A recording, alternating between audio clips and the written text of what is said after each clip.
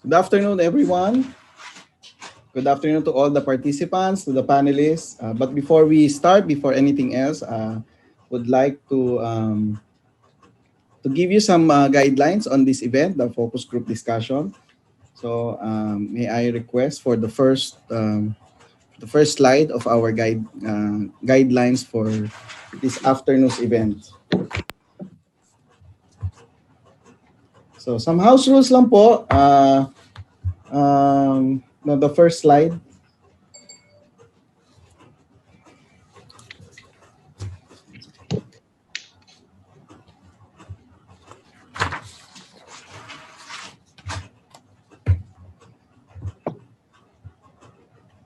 Yeah. Okay. So some house rules. So by joining, you are giving us your full consent for this session to be recorded.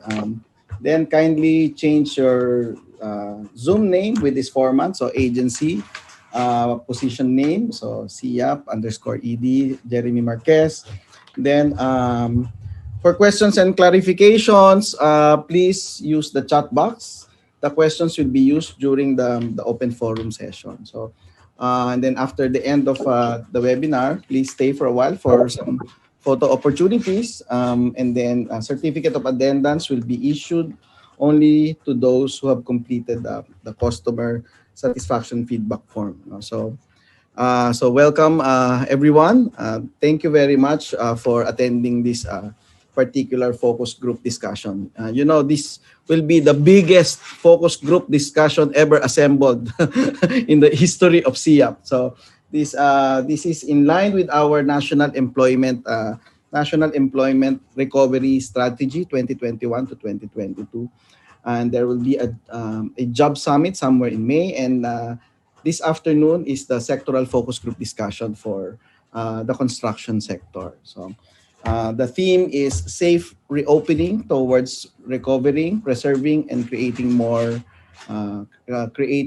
employment. So this is hosted by the DTI and the Department of Trade and Industry and the Construction Industry Authority of the Philippines, with support from ADB, ILO, and the World Bank. So without further ado, let us call on to deliver the welcome remarks. Let us call on the Supervising Assistant Secretary of the Construction Industry Authority of the Philippines and the Chairperson of the Philippine Construction Industry Roadmap Steering Committee. Let us all welcome ASEC Noel Prudente. Sir? Thank you, Prof. Ronnie. And good afternoon to all our guests and co-workers. May I start by acknowledging our chairperson, our CIAP alternate chairperson, Undersecretary Boy Vismonte, our CIAP alternate vice chairperson, Undersecretary Cathy Cabral, chairpersons, chairman, and members of the various CIAP implementing boards, captains, members, stakeholders of the construction industry, members of the business community, the academe, our beloved CIAP executive directors, fellow workers in government, fellow public servants, ladies and gentlemen, good afternoon po sa inyong lahat. Good afternoon, a pleasant good afternoon to everybody. I would like to thank you all for joining us here today as one construction industry community. We invited you to this consultative session because as we all may be aware, construction is one of the country's key employment generators. We would like to engage you into meaningful discussions as we try to map out a plan of action for the medium term with the end view of generating more jobs, improving workforce productivity, and employability. Of course, supporting existing and emerging construction businesses as we adjust to our new reality post-pandemic and as we adapt into this fourth industrial revolution technologies. Also, we would like you to share with us on how this pandemic and other fortuitous event in the recent past, such as the volcano eruption, the typhoons, and the earthquakes that has affected your operations in terms of cost, revenue, contribution to employment.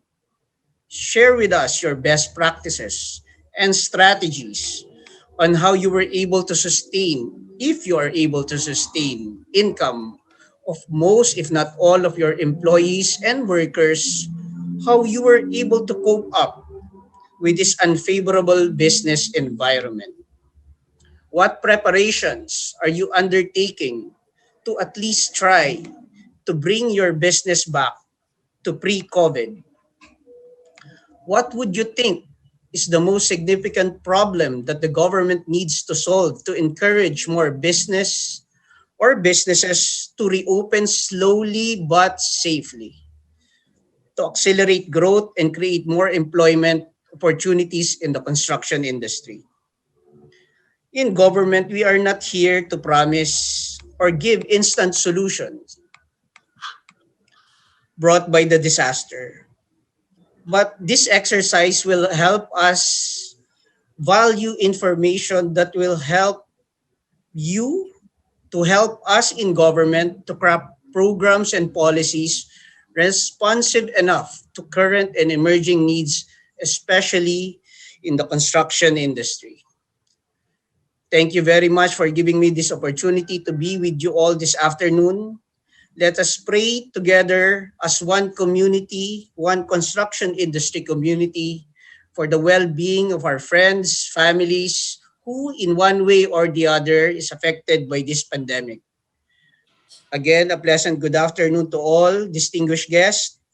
Ladies and gentlemen, may I have the honor to turn over the virtual floor to our keynote speaker, the alternate chairperson of the Construction Industry Authority of the Philippines, Undersecretary Ireneo Boy Vismonte. Thank you, Prof. Ronnie.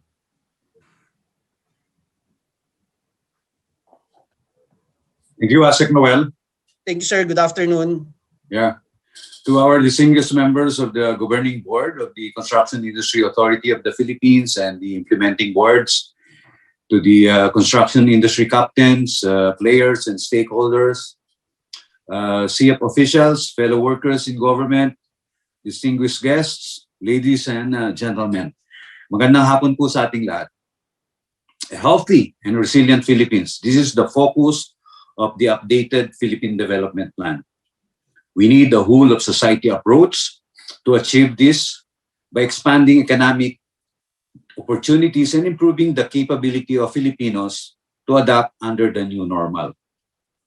Our priority is not just to save lives from the coronavirus disease, but also from the other socioeconomic threats such as hunger and unemployment. With this in mind, the Task Force on National Employment Recovery Strategy, or NERS, under the leadership of the Department of Trade and Industry, was established. NERS is anchored on the International Labor Organization, or ILO, four-pillar policy framework for addressing the socioeconomic impact of the COVID-19 crisis, and takes into consideration priority policy and program recommendation of development partners such as ADB and World Bank. Co-chaired by the Department of Labor and Employment, or DOLE, and the Technical Education and Skills Development Authority, or TESDA, NERS 2021 to 2023 is a medium-term plan geared towards bringing back jobs in the labor market and enhancing the skills of the workforce. We shall expand the Trabajo, Negosyo, Kabuhayan, or TNK initiative and help create a policy environment that encourages the generation of more employment and entrepreneurship opportunities and supports existing businesses. Construction has been identified as a key employment generator, together with tourism, wholesale and retail, manufacturing, banking and finance, IDPBM, public sector, health and wellness, transportation and logistics, education, and agriculture. The construction industry is a key to job generation, producing close to 4,000 direct and indirect jobs per 1 billion peso investment. while enhancing the nation's economic competitiveness because it is the best position to pull the rest of the 60 key supplier industries forward, as well as continuously provide for its 20 key customer sectors, further accelerating the nation's industrial and macroeconomic performance, and thus regarded as the mother of all industries. Construction remains to be one of the top growth drivers of the Philippine economy, growing at an annual average of 10.3% in the last 5 years.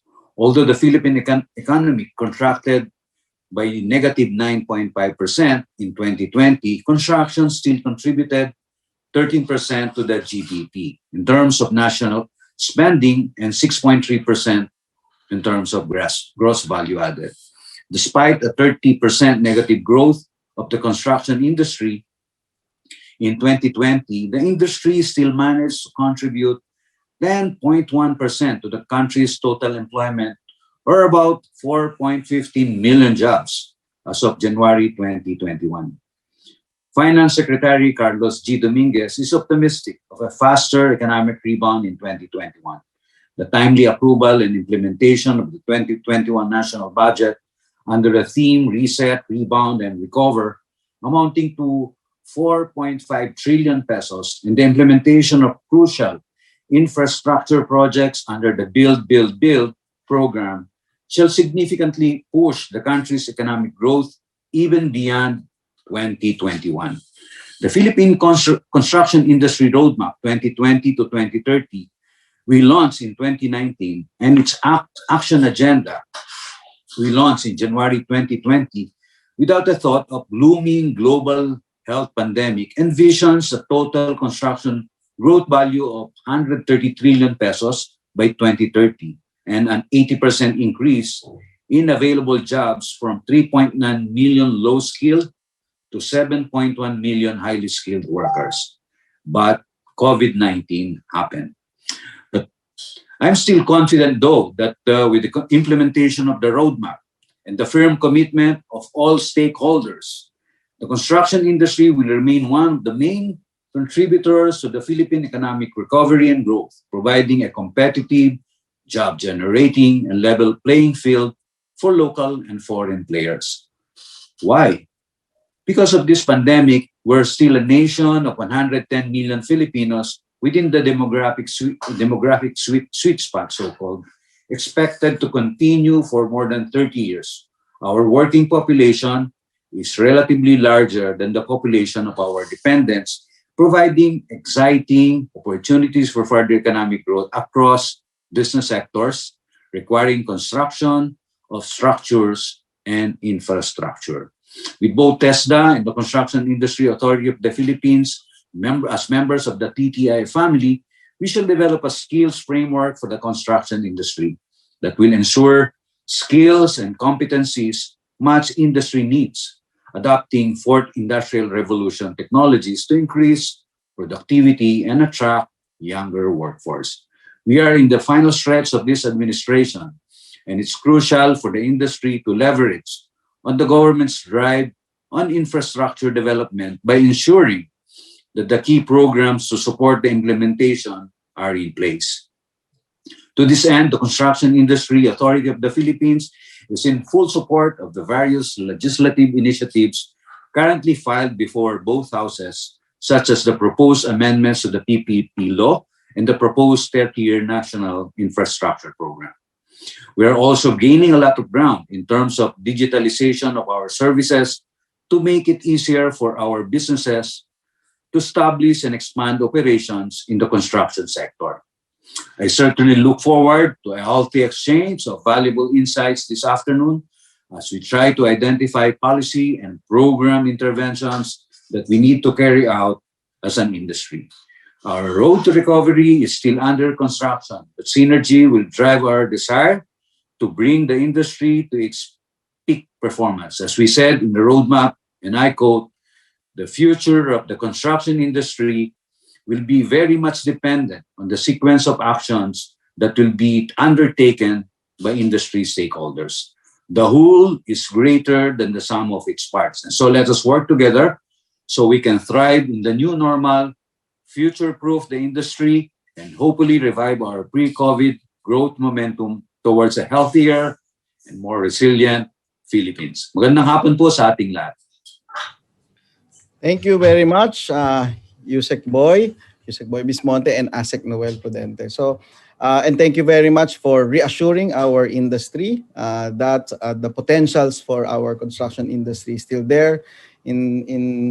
After this pandemic, we expect that those reasons why we accelerated as a nation will still be there after this pandemic. So, before we proceed to the next section of our program, let me just have a quick poll, no, of who are here in this particular FGD natin. No? So, I'm happy to report to everyone that we are now 268 in our room, 63 in the panelist room, and 206 in attendance. So very exciting focus group discussion. So our secretariat, can we flash the first poll question? This is just for us to get to know who's in this room. So please choose. We tried to capture as much,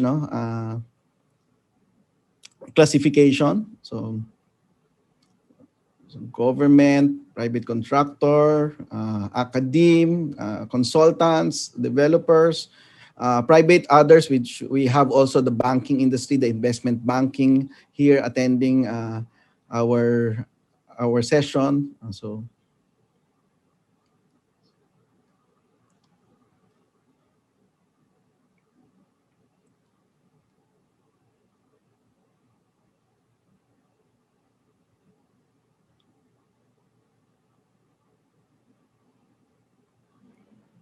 okay, 100 questions, 74% voted. In the next, we will close the poll by 80%, no? So, bibilis sumagot, ano? Mabilis yung link eh. Bibilis yung link, okay. Okay, I think we can already close our poll. So more or less, yes, as expected, and we want it to be this way. That we want the construction companies to be with us, together with the related, the related private sector companies, no, consultancy, developers, banking, investment banks, and then of course we're happy we have a representative from the academe. Then of course the meat of this discussion later on, the second most important, no, is the representative from the government. So we will have a very exciting discussion because of this profile. So thank you very much for answering this one. And after this, I think the next presenters would appreciate getting to know more about our participants. So to inform our focus group discussions, we have a very competent Assistant Secretary from the Department of Labor and Employment, Bureau of Local Employment, to give us a current employment situation in the construction sector. So, ladies and gentlemen, let us all welcome Ms. Dominique Nikki Tutay from the Department of Labor and Employment.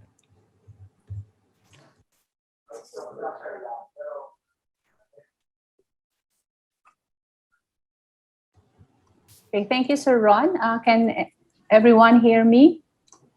Yes, ma'am. All right. So we thank the DTI together with CIAP for the opportunity given to the Department of Labor and Employment to present to you the current employment situation. So herein you can see the industry experienced a drop on the gross value added generated from the construction sector in the Philippines from the second and third quarters, but is slowly recovering since the fourth quarter of 2020. Next slide, please. We are all aware how the pandemic affected us, our communities, and the economy in general. The number of COVID-19 cases started to rapidly increase. Community quarantine were imposed that shut down 75% of the economy to save lives and protect communities from the virus. This came at a huge cost to the economy and the people as we recover a negative 16.5% GDP in the second quarter of 2020.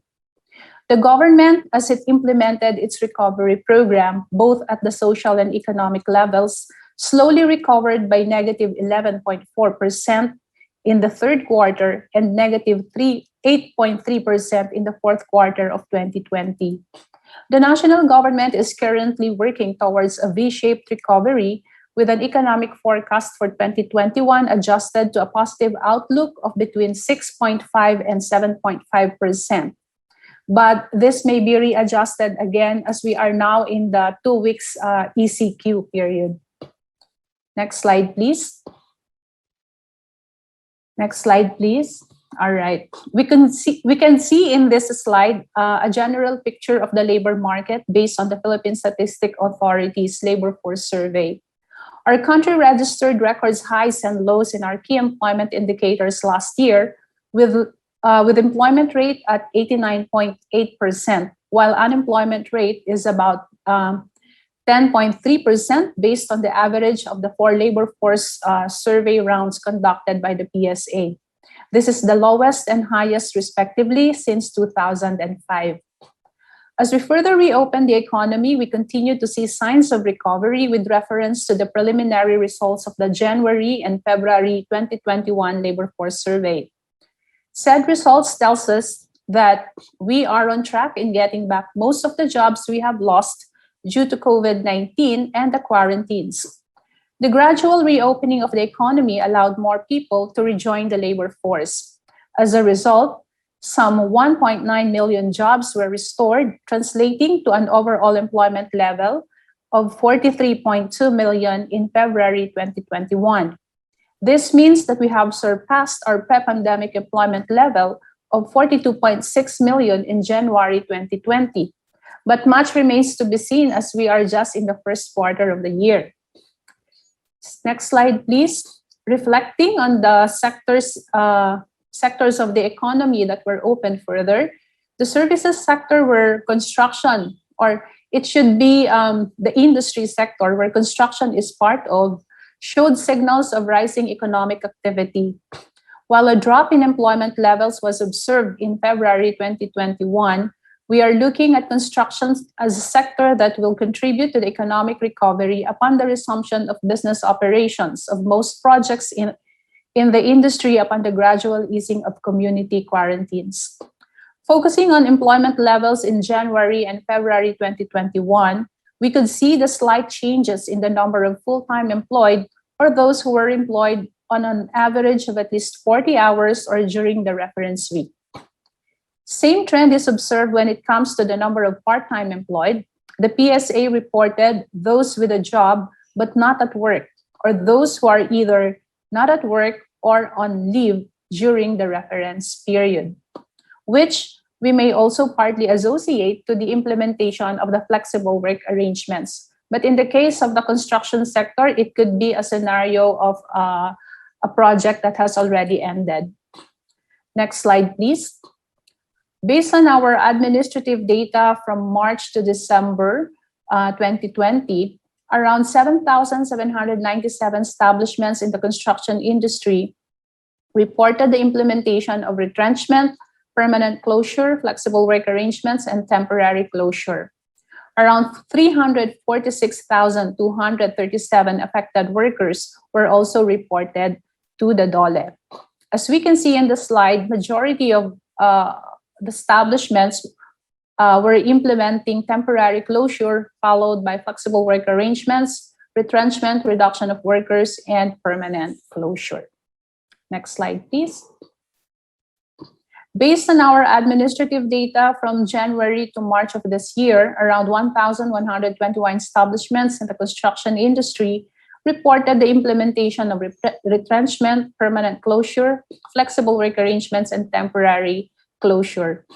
Around 708 implemented retrenchment or reduction of workers, 31 for permanent closure, 255 for flexible work arrangements, and 127 for temporary closure. If you may notice, some establishments report different kinds of flexible work arrangements, adapting one or more arrangements, which can show a different overall total of the FWA or flexible work arrangements by industry type. Okay, next slide, please.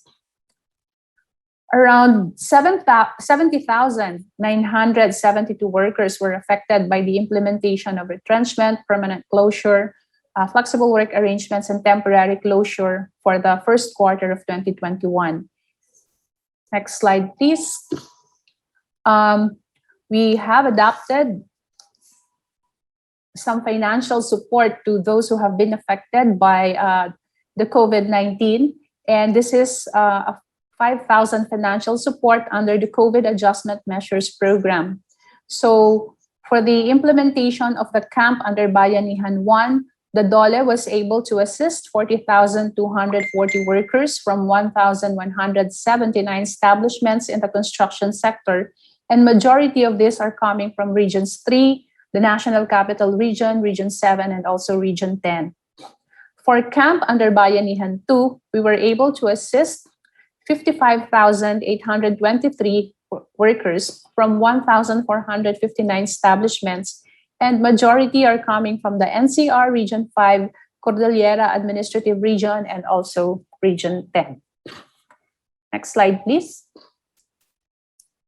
With data providing context on the status of the labor market, the DOLE, the DTI, and TESTA, together with other national government agencies, signed a joint memorandum circular on February 5, 2021, institutionalizing a National Employment Recovery Strategies Task Force, or NERS. The task force is currently working on a real and concrete employment recovery plan that will help in the recovery of the labor market back to its pre-pandemic state, preservation of existing jobs, businesses, and livelihood, and adaptation of the labor force through trainings that will meet the market demands in the new normal. This NERS has also been presented to the President during the 52nd Cabinet meeting, also in the same month of February this year. Next slide, please. The NERS aims to create a policy environment that encourages generation of more employment and entrepreneurship opportunities, improve employability and productivity of workers, and provide support to existing and emerging businesses. Next slide, please. The NERS is anchored on a number of existing frameworks and reflects the decent work pillars of the International Labor Organization, which are calibrated to address the specific objectives of the strategy. This includes the national government's medium-term update of the Philippine Development Plan, whose goal was realigned to make it more responsive to COVID-19. And as Yusek Boy mentioned earlier, it's geared towards a healthy and resilient Philippines. Recharge PH, which seeks to refocus, sharpen the design, and accelerate the implementation of programs under the general appropriations to mitigate the impact of COVID-19 pandemic and help get the Philippine economy recover. It also resonates the mandates of DTI, DOLE, and TESTA through its various development plans that have been realigned to the labor market changes under the new normal. Next slide, please. You can see on screen the operational framework of the NERS strategy, where businesses and workers are at the core, as they are the main beneficiaries of the intended outcomes, namely restart economic activities, restore business confidence, upgrade and retool of workforce, and labor market facilitation. On to my second to the last slide, please. These are some of the key indicators which the NERS Task Force aims to achieve through the implementation of its various policies and programs enrolled in the NERS Action Plan. So the NERS Task Force adopted employment targets under the Medium-Term Philippine Development Plan, though some of the success indicators may be a bit bolder, indicating recovery at the pre-pandemic level or even better. Next slide, please. So flashed on screen is the NERS Task Force 8-point Employment Recovery Plan, which the task force intends to accomplish within the Duterte administration or until June of next year. So among the Employment Recovery Action Plan are: one, approval of the proposed wage subsidy for private sector workers. Number two is the conduct of a job summit on May 1. And this focus group discussion now is preliminary to that of the job summit. Support the passage of priority legislations that strengthen economic and employment recovery. Promote retooling and upskilling of workers. Full implementation of youth employability programs. Extend assistance to establishments through loans, deferment of applicable fees, upgrading of processes. Provide social protections to vulnerable groups, and monitor and support continuous implementation of programs with high impact on employment. And first and foremost among these high impact on employment projects would be the build, where the construction sector is the main actor. As mentioned earlier, the NERS serves as a complementary measure to that of the Task Force on Economic Recovery. And with this, we enjoin our stakeholders in the formal and public sector to participate in this sectoral consultation with the goal of providing inputs to the NERS action plan and the economic recovery in general. So thank you very much. And I wish everyone a very fruitful focus group discussion in the construction sector. Thank you very much, Sec Nikki. Tapos na. We already have the programs now, but I wish that you have, if your time permits, join us in the Q&A. I think we have assigned you in question number 3. If I know you're very busy, but please a little bit more of time, and we will rely on your numbers. No, very good foundational support for informing our discussion throughout the afternoon. So at this point, I would like to go to our next presenter. But before anything else, I would like to acknowledge the country director himself of the Asian Development Bank, who's greatly supporting this particular NERS program of the national government. ADB Country Director, Mr. Kelly Bird. Perhaps you can say a few words and say hi, Mr. Kelly Bird. Thank you very much. Good afternoon, everyone. It's my honor to be invited to this focus group discussion, and I'm very much interested in hearing the views of the participants. So all the best for this afternoon. Thank you very much. Thank you, Sir Kelly. And one of his specialists for the ADB. So they have given us a very good. They have prepared a very good benchmarking study of what we are trying to do here. No, so without further ado, I think we should call Miss Idan Luo, the Young Professional Transport and Communications Division of Southeast Asia Department of the Asian Development Bank, to give us construction recovery from coming from international trends. So Idan, take it away. Idan, you're still on mute.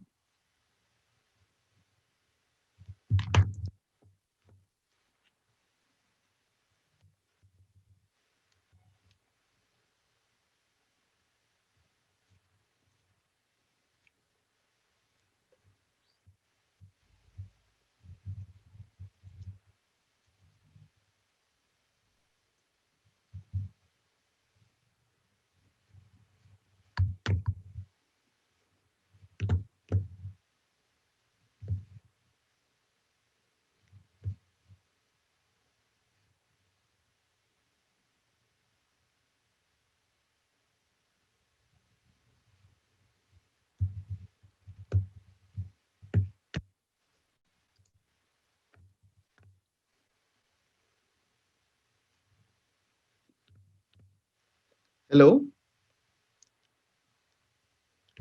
We cannot hear you, Idan. Idan.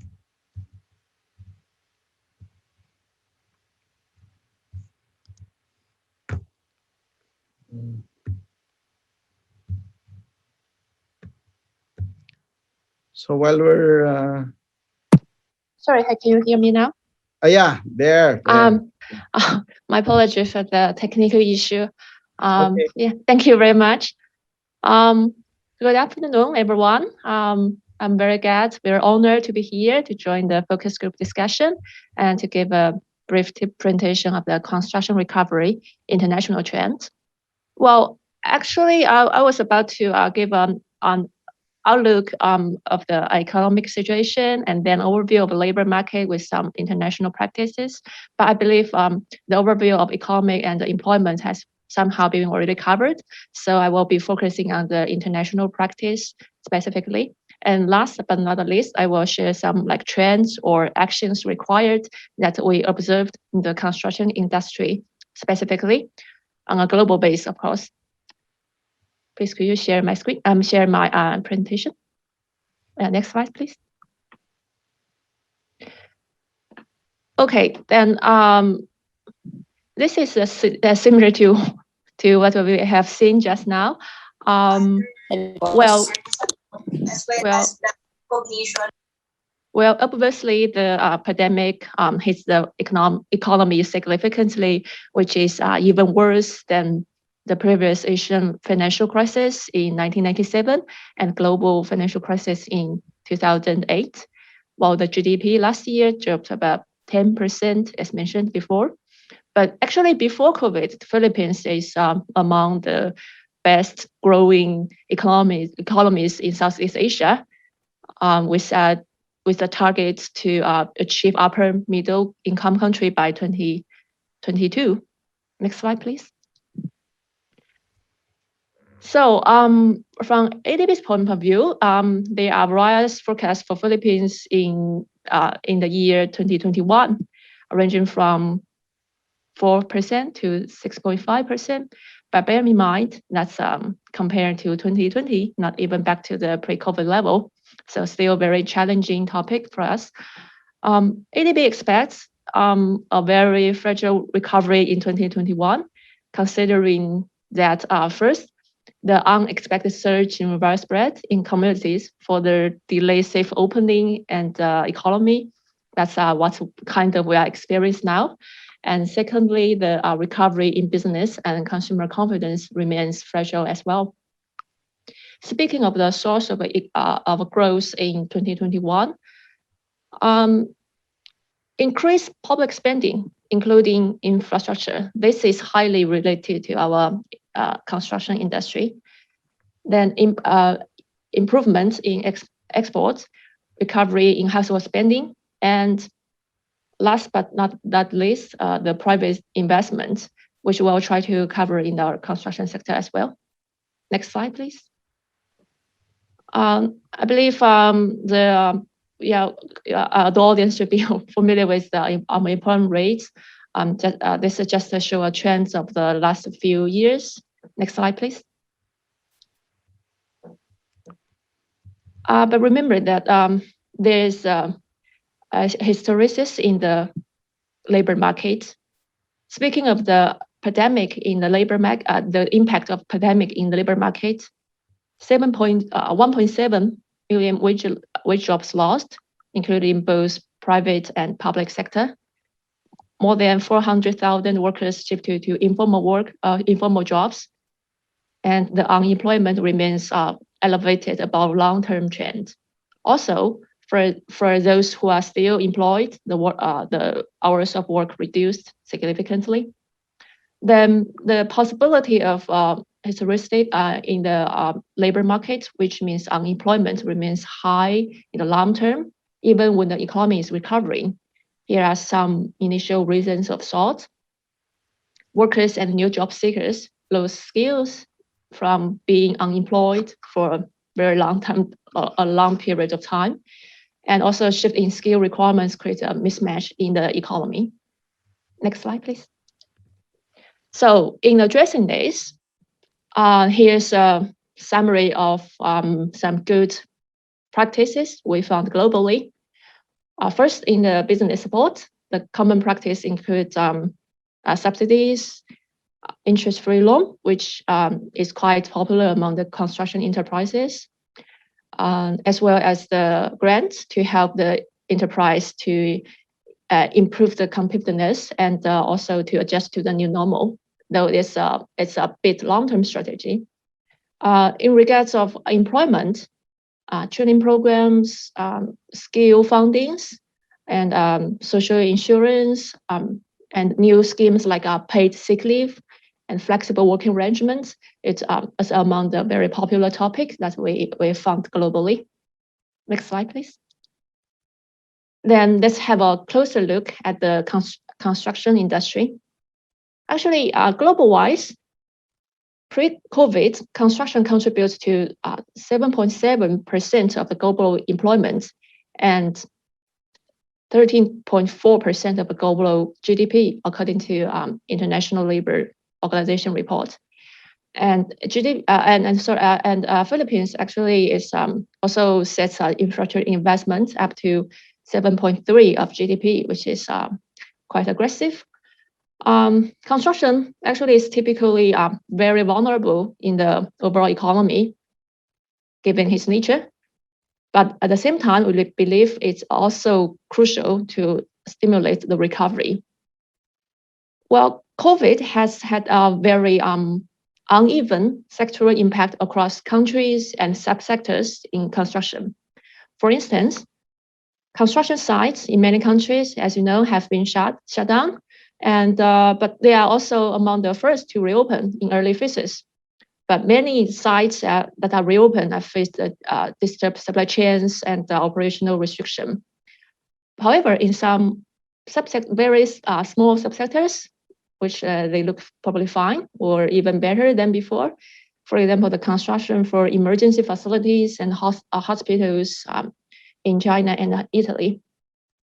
Next slide, please. So for construction enterprises, we can see the significant delay and liquidity problems, especially for SME. So far, we have seen measures to help out the construction enterprise include general contractual provision and the legal principles to excuse their liability for non-performance. And in some countries, we have seen a special advance payments by the employer, mainly in the public sector, that is government, could also help the SME to with the cash flow prices. For supply chain, as we say, travel bans and slow delivery. But on the other hand, government has also granted some deadline extension. For example, some renewable energy projects in India and Germany and in US. For workers, many countries have provide adequate social protection for workers. In the, well, of course, in the sector, they have reopened their sites. While in other countries, the workers in some part of the construction sector still, excuse me, sorry, still lack social protection. Well, some cases were, we even identify some a confirmed case on construction sites in some developed areas such as Singapore. Next slide, please. Yes.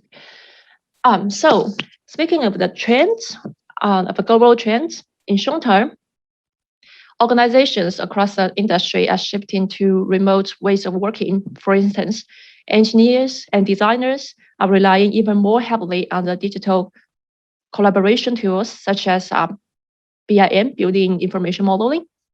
Leading engineers and the contractors are using 4D and 5D simulation to replan projects, re-optimize schedules, and contractors are looking for online channels to monitor their employees' well-being, order construction materials, manage resources more accurately, and manage their cash flow.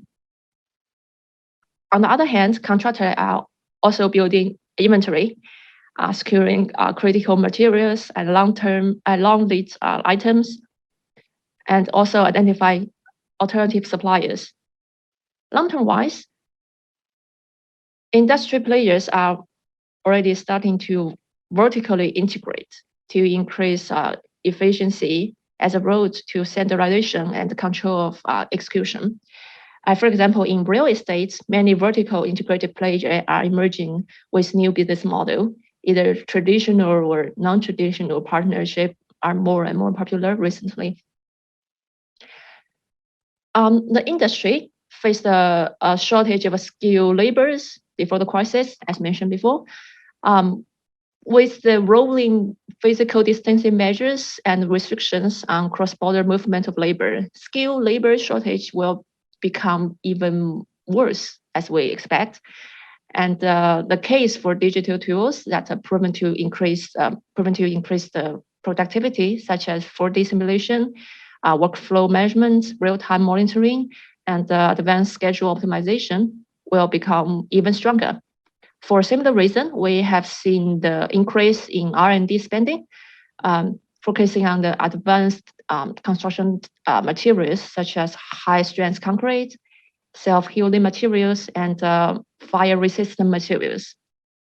We also expect to see more players investing in off-site construction, which will provide more flexibility and resilience to our construction industry. Government may stimulate the economy by encouraging measures to meet carbon reduction targets. That's a very important topic today. These days, such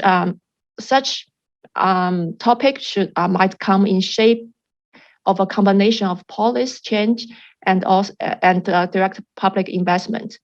We expect to see a parallel shift in demand towards more sustainable communities as well. Next slide, please.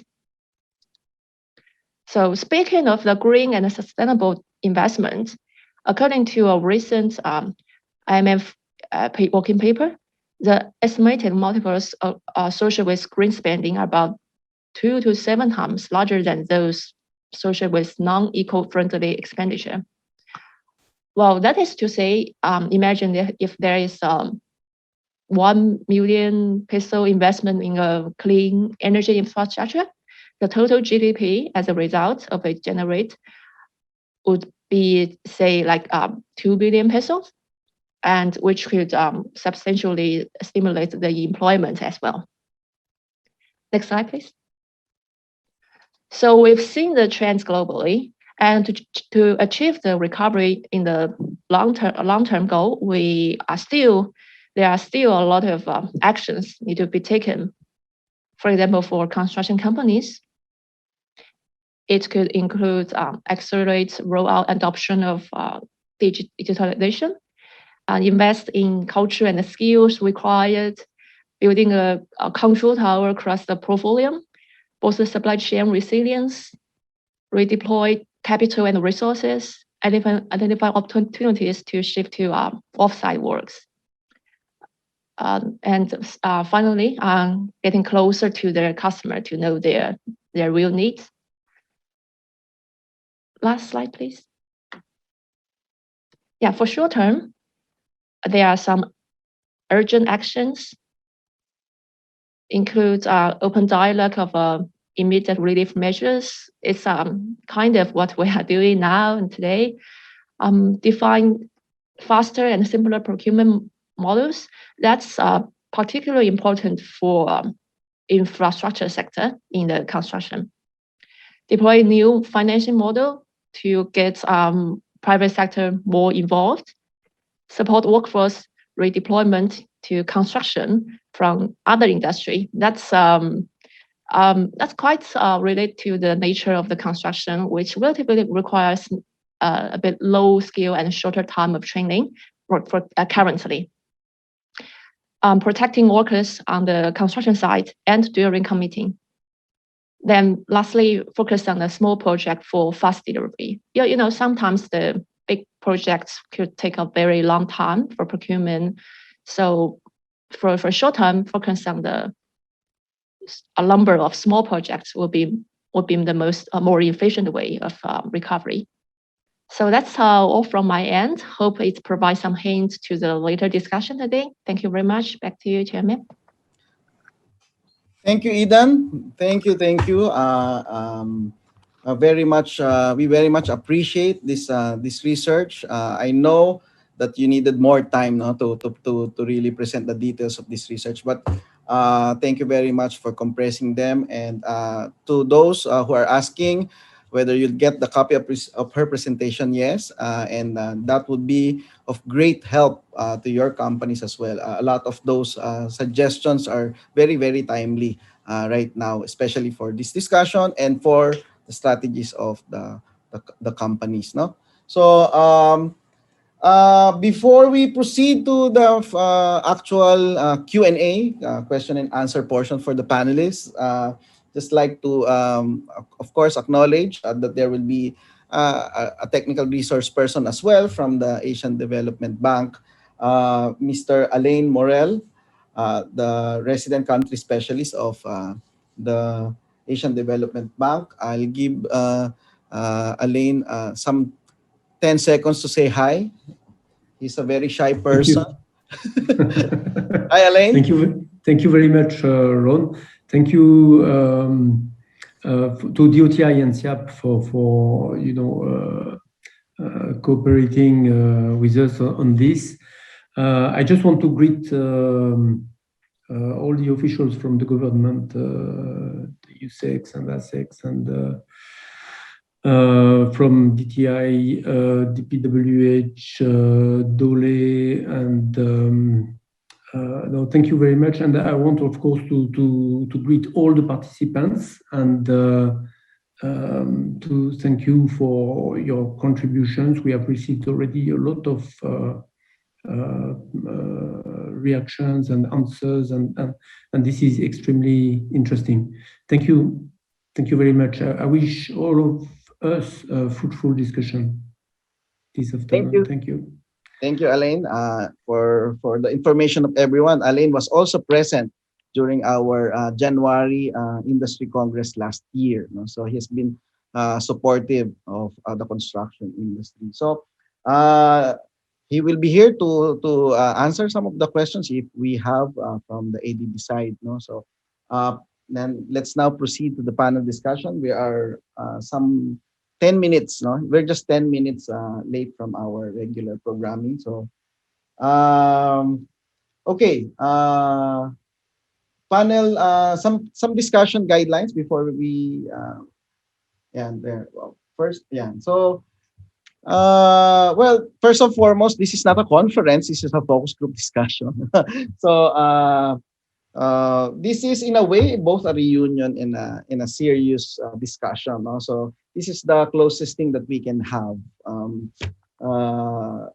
after a series of industry-wide dialogue during the crafting of the Philippine construction industry roadmap and action plan. So there will be simultaneous discussions and gathering of inputs and insights. So thank you very much all those who actually registered sa ating in this event, actually provided already advanced answers to the questions that we are going to talk about. So thank you very much. I know it's very, very difficult now for us, no, very technology savvy. What are these questions? So, but why do we have to type all these sentences? But surprisingly, we have received more than 250 inputs from the registration survey alone. So thank you very much, and ang dami nating makukuhang information from there. And then from here, per question, what we did, the team of SIAP and DTI was to try to aggregate those 250 answers, no, more than 250 answers, and to try to put them in multiple choices, so that at least we will have a sense of the sense of the commonalities of the answers, and then we'll have some poll questions, Zoom questions, so that we just have audience participation in this particular event natin. So we have poll questions. Per question, I will present to you the summary of the common answers, and then let's in a way let's vote those are valid. So how many will answer again? And then while we're doing that, after that, we will have the panelists and open forum. So we have divided the panelists according to questions. No? So, and then where you have an online Q&A. So don't use the chat box. You may want to get into the button of the Q&A. No? So we have 18 panelists. So 18 panelists for our discussion this afternoon, and you are free to message them directly, or you can just float in your questions so that we can actually monitor whether we are answering your question. So put on your question. Then we encourage the panelists. We have two types of panelists, no? So the speaking panelist and the speaking panelist and the non-speaking panelist. Okay, so but all the panelists here, all 69 of them here in the panelist room, can answer all your questions. So just bring it on. So bring all your questions, and the all the USEC and ASEC director, the chairman, so all of them from the government and the private sector, that your leaders of the industry are here to answer your questions while we have an ongoing discussion from the panelists. So we encourage the panelists. So all here in the panelist room, please go to that button Q&A and fire away, answer whatever question you want. And for the participants, use the Q&A portion, fire away, ask your question. So, and then towards the end, we will have kulit naman ni Sir Ronnie, no? So, no, we will have an exit survey. Just 2 questions lang. We will compress everything at the end of the day. What do you want? What do you want from this particular program? No, so and then that will already include all the menu of the recommendations that you have put forward, and that what will be discussed in this afternoon. So what you only need to do is just rank them, no? So that we will have a ranking of the priority program. So rank your problem and rank your recommendation. So and then have the satisfaction survey. Just so basically 3 questions. So what are your most important problem? What is your most important requirement, need, or recommendation? And then how satisfied are you in this particular event? So we designed it this way so that we gather as many inputs as possible from all of you. So each one of you has a very special voice to be heard in recovering from this pandemic. So now we proceed with the panelists. So panelists, we're very excited because our panelist room is filled with all the high level people in the Philippines, no? So that are the leaders of the construction industry. But since they're all important, so all 18 of them said yes to our invitation. So we have no choice but to limit their answers to the questions by 2 to 3 minutes. No, I'm apologizing in advance. We might have a little bit of overtime because we want to listen to the insights of our leaders of the construction industry. 2 to 3 minutes to answer the question. I request the speaking panelists to answer the question as straight, as direct as possible. And then we will have a 5-minute discussion within that particular question. So then after all the questions were answered, each panelist I'll give 1 minute to have their closing statement before we summarize everything and we discuss what are we going to do with all these inputs. No? So and another one from the NERS program will tell us that. So if I may have an overview of the 6 questions, Secretariat. So these are the 6 questions, and then the panelists are distributed in this particular question. So 1, how has the pandemic affected your respective industries? So please describe how the pandemic affected your cost of operations, sales and revenues, employment, and employment contribution. Two, we acknowledge that business recovery is prerequisite in recovering lost employment. What are the preparations that you have undertaken? What do you think is the most significant problem which the government needs to solve to encourage more businesses to reopen? Three, for businesses that manage to sustain their operations, how were you able to cope up with the unfavorable business environment? Please share your best practices and strategies. Four, have you availed of any programs offered by the government? How will a wage subsidy from the government contribute to the efforts on employment preservation? Then five, as we roll out the vaccines and prepare for the new normal, what is the prospect for growth of your industry, of the construction industry? What can be done? Last question, to accelerate growth and create more employment opportunities in your industry. Yun nga yung sabi, according to Yusek Boy, no, he is still confident that our potentials for growth, strong and fast growth, is still there. Na lockdown lang tayo. Okay? So for the first question, next slide please. So how has the pandemic affected your respective industries? Please describe how the pandemic affected your cost of operation, sales, and revenue and employment. So poll question, please. So before we go to the answers of our panelists, so we have summarized the answers of 250 participants. No?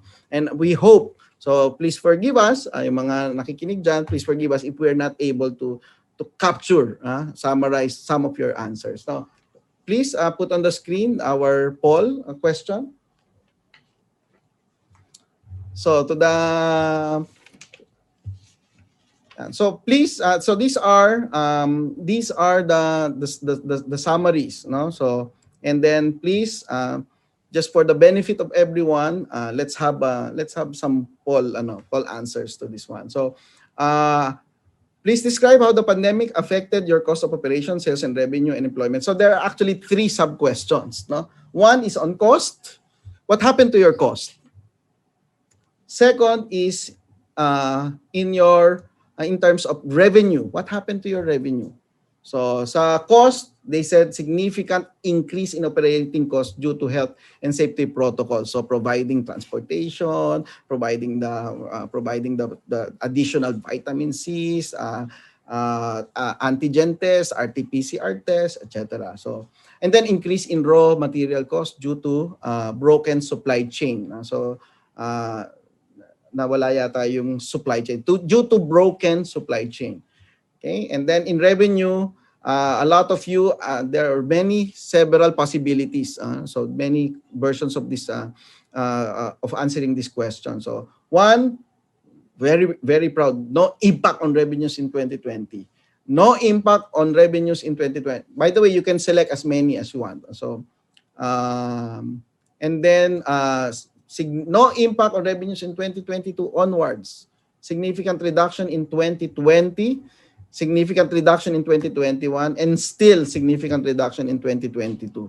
So so this will because some of your projects, according to your answer, some of your projects, some of your clients have actually closed down shops, and that affected all your projects all the way to 2022. That's why the impact of the pandemic has not just been felt last year, but also felt with the timeline of your revenues all the way to 2022. So and then on employment, so the pandemic had caused reduced full-time employment, increased part-time employment, and then some of you are very proud, and congratulations to those who answered it. Pandemic had minimal impact on my business, on my construction business. I retained all my employees. Wow. And so congratulations and thank you very much for your bravery. So tomorrow is National Bravery's Day, so thank you very much. 33% have answered. I think let's give one more minute to some of you who are still thinking about answering this. Sir, I already answered that. No problem. So this is just a sampling of, but these are also the answers of the participants already. So emerging answer, in terms of cost, significant increase in operating costs due to health and safety protocols. And then now the answer is both. No? So, and then for revenues, significant reduction in revenue in 2020. Yeah?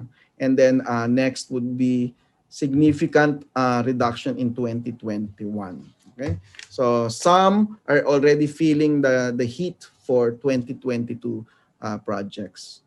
Okay, and then in terms of employment, the pandemic had caused reduced full-time employment. So 59% of you had to, sadly, unfortunately, had to reduce full-time employment. So I think it's now time to end the poll, and now we're ready to get some answers from our so these ones are now the results, the poll results. Both a significant increase in operating costs and raw materials due to broken supply chains, significant reduction in 2020 revenues, and reduced full-time employment, 61. But the good news is 31% of you answered that I retained all my employees. God bless you. So, okay. So now proceed to our first set of panelists. Our first set of panelists, mga bigatin tong ating mga ano. Okay, first panelist is Secretariat. So let's flash on the screen. They're very professional, good-looking profiles. So first panelist for the first question is Engineer Levi Espiritu, Chairman and CEO of Daytime Incorporated and the Chairman of the Philippine Domestic Construction Board. So next panelist is Engineer Rodrigo Pecolera, President, Society of Philippine Electrotechnical Constructors and Suppliers Incorporated. Then third is Attorney Michael Toledo, Director for Government Relations and Public Affairs of the Metro Pacific Investments Corporation. And lastly, we have Mr. Santiago Nolia, member of the Construction Industry Tripartite Council, Secretary General, National Union of Building and Construction Workers. So without further ado, let's start with the basic answer of Engineer Levi Espiritu, the chairman of our Construction Industry Roadmap Committee. Sir Levi? Yes, good afternoon. Okay. Actually, I would like to start first. No, instead of answering how has the pandemic affected the construction industry, I would like to first discuss about how the pandemic has affected my construction company. Okay, sir. Okay, so, well, in construction, I always give importance to project management because it is the art of directing, coordinating all the resources. We have the 4 M's, no? The materials, manpower, machinery, and money. Throughout the life cycle of a project, by using modern management techniques to achieve our predetermined objectives of time, cost, and quality. But how can you manage a project using this definition of project management during this pandemic? So let me begin by saying that as a constructor during this pandemic, it has affected our company's cost of operation, sales, revenue, including employment. In 2020, starting March, we had to painfully reduce our workforce, even our monthlies and dailies, to 60%. We had to decide to subsidize the pay of our affected workers to help them in this crisis in spite of our own cash flow problems. The prices of materials also continue to rise. The mobility of our machinery was affected due to travel restrictions and the like. Our clients had to stop their projects due to lack of funding and cash flow problems. It was only towards the second and third quarter of 2020 that clients decided to resume their projects. But they had to comply with very strict safety and health protocol guidelines. And it was a very tedious and tension-filled exercise between us contractors and our clients. Most clients were firm at the start of the construction or negotiation for us contractors to shoulder the cost of testing, quarantine procedures, and the likes. We had to fight for our rights and our entitlement. We had to justify extension of time claims and corresponding cost claims due to force majeure, including loss of productivity, which is a very serious but real issue. Clients have also reneged on their obligation to pay progress billings on time and even retention receivables that are long overdue. Pending variation order discussions are being postponed or not even considered, sometimes rejected at the onset. Suppliers and subcontractors are being affected just the same.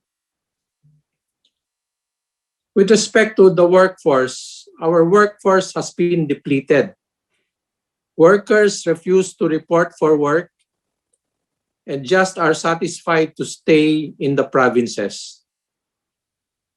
But as we strictly follow safety and health protocol guidelines, such as housing of our workers inside the job site for prolonged periods and strict implementation of these protocols, our workers and even our engineers refuse or have a difficult time complying and leaving us with additional works to incentivize them to work.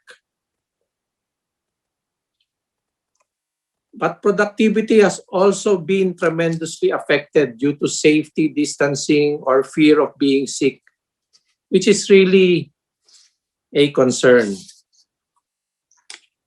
And with respect to our revenues have declined substantially.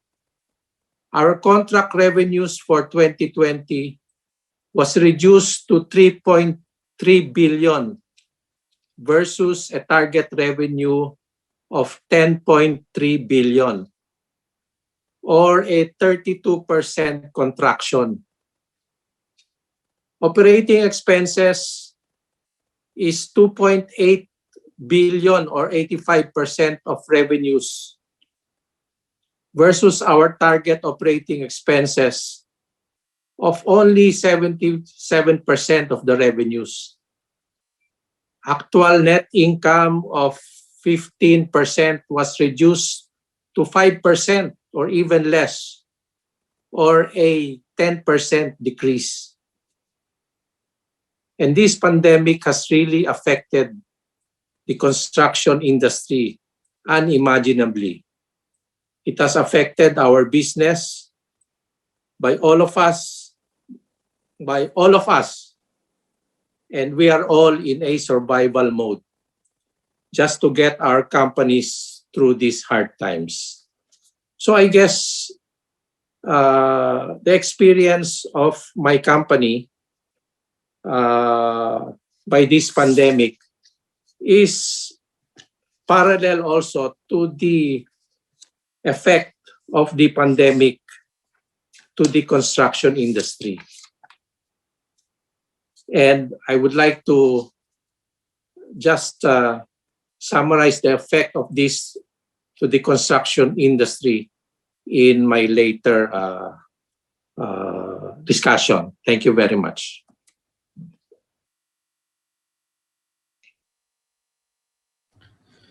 Thank you very much, Sir Levy. No, so in your own words, an unimaginable impact. So it's really different, no, when we have the numbers in economic statistics, and when we hear it directly from the players themselves, losing billions in terms of this pandemic, and of course this necessarily translates to unfortunately to cut some jobs, no, Sir Levy. So I'll get back to you a little later, Sir Levy, but thank you very much for bravely sharing with us the unfortunate impact of this pandemic on your company, and we pray for your company.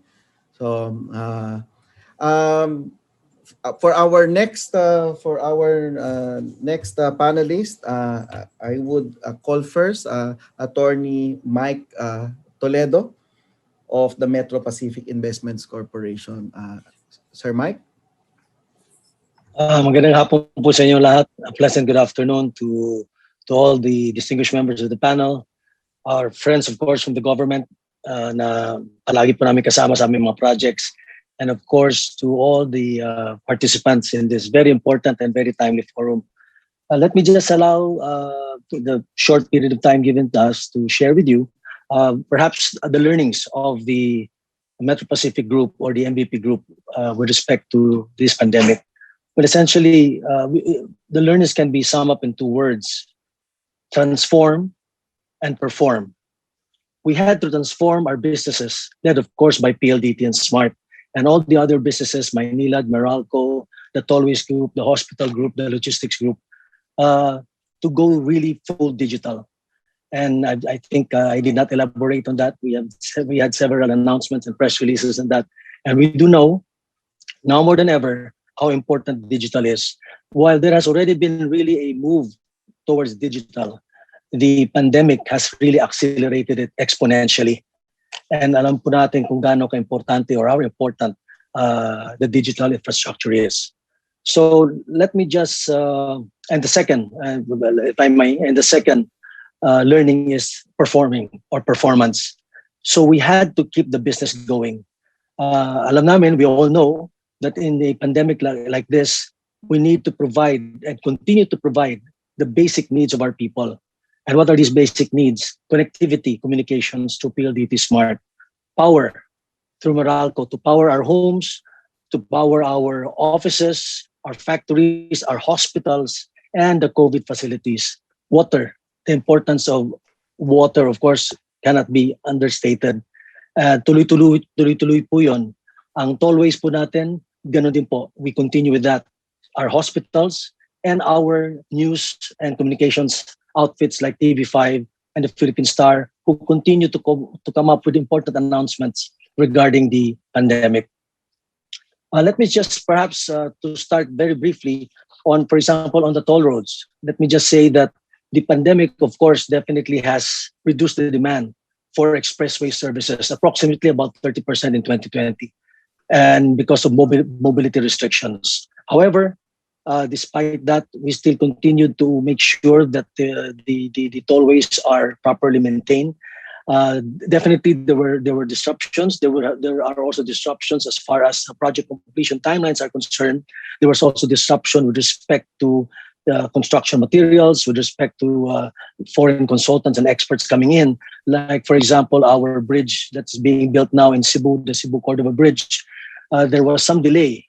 But let me just say that because of accelerated digital strategy to lessen the virus exposure and the implementation of a lot of other important new technology, we are trying to catch up with the schedule to make sure that the projects are finished on time. So we look forward to finishing a lot of these very important infrastructure projects, which are very much needed in a pandemic to ensure that the flow of goods and services and people are not disrupted. Sa PLDT naman po, masasabi ko, I can say that PLDT did very well because there was really a surge in broadband demand, data and connectivity. Like all of us now, right now, this particular discussion is being done virtually. So there has been a surge. So as far as PLDT is concerned, we can say that business has been good. But then again, we are not resting on our laurels. We are definitely improving our capabilities, our infrastructure, building of more towers, building of the necessary infrastructure. Our capex now more than ever is even higher than before to make sure that the needs of our people for connectivity, for data and broadband are not affected. Same is true with water. Tuloy-tuloy po yan. Several water treatment plants are being operated now and some are under construction to meet those important needs. And perhaps lastly, because I know we have a limited period of time, Meralco. Meralco, as you know, was also affected during the first few months of the pandemic because there was, as you know, a lockdown, which means that the commercial use, factories, malls, etc., had to be shut down. While residential admittedly went up, it is not enough. It is not enough to compensate. But as we move forward, we feel that this will be much better. We still have put in place all the necessary things to ensure that our people will have power. And then we also came up with plans to make sure that our people will not be burdened by giving some, same with the water, some amount of time, period of time for them to be able to pay.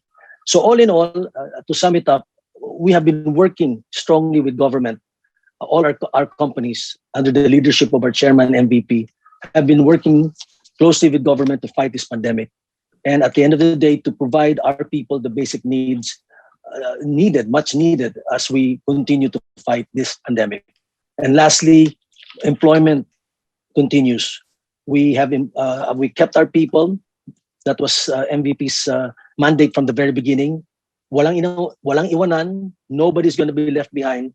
We will fight this pandemic together as one, because we will not only survive this pandemic, but it's incumbent for all of us to also thrive.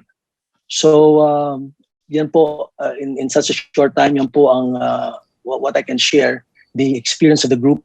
I can just sum it up by saying that I can assure all our listeners and our countrymen that the Metro Pacific Group and the MVP Group will continue to provide the basic services much needed to fight this pandemic. Maraming salamat po. Thank you, Attorney Mike. I'm speechless. So thank you very much for your transparency as well. I captured the two words, transform and perform. As you know, thank you for sharing around 30% reduction in transportation. But at the same time, it presented another opportunity in terms of digital connectivity, digital infrastructure, and this is not the time to celebrate about it, but to be prepared once we have recovered. No? So we pray for your group, and mabuhay po kayo for not cutting anyone's job, no, and na united kayo together. So not all companies are gifted with that kind of asset to survive this pandemic. Salamat po, Attorney Mike. Maraming salamat, Professor, and pleasant good afternoon to everyone. Thank you.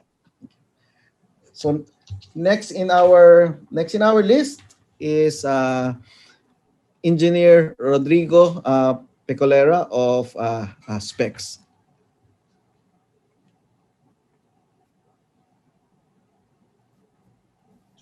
Thank you, Professor Rani, and good afternoon, everyone, to all participants, and of course to CIAP and DTI for having us here and share our experience. I'm speaking on behalf of the electrical construction industry.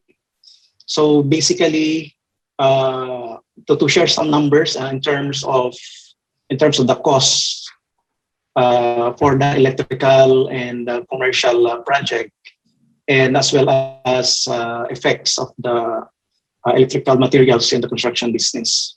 Before I go ahead with the details of my share information, I really do agree on the figure that has been presented, no? That increase of the costs in terms of the operations and reduction of the sales, no, in terms of the revenue, and effects on the overall employment, no, lalo na sa construction industry. Now, on our part for the electrical constructions, in the early of the 2020, we are still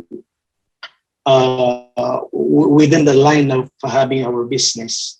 And then significantly by the last quarter of the 2020, we started feeling the challenges of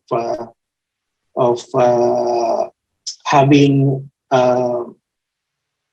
targeting in our revenue. Now, one very much example on a part of our project is on the 2020, there were projects that we are in from the 2019 up to the 2020. So basically, the 2020 give us more the freedom to operate the construction business, but we find all the numbers different in terms by the 2021. At the average, based on the 2020 figure and the first quarter of the 2021, our members or our electrical construction industry significantly decrease the revenue in terms of project sales or costs of project sales. So that's indicatively for about 30 to 40% on cost reduction, on sales reduction. Now, for that matter, looking also at the costs significantly on the electrical materials, like for example, the wirings, no?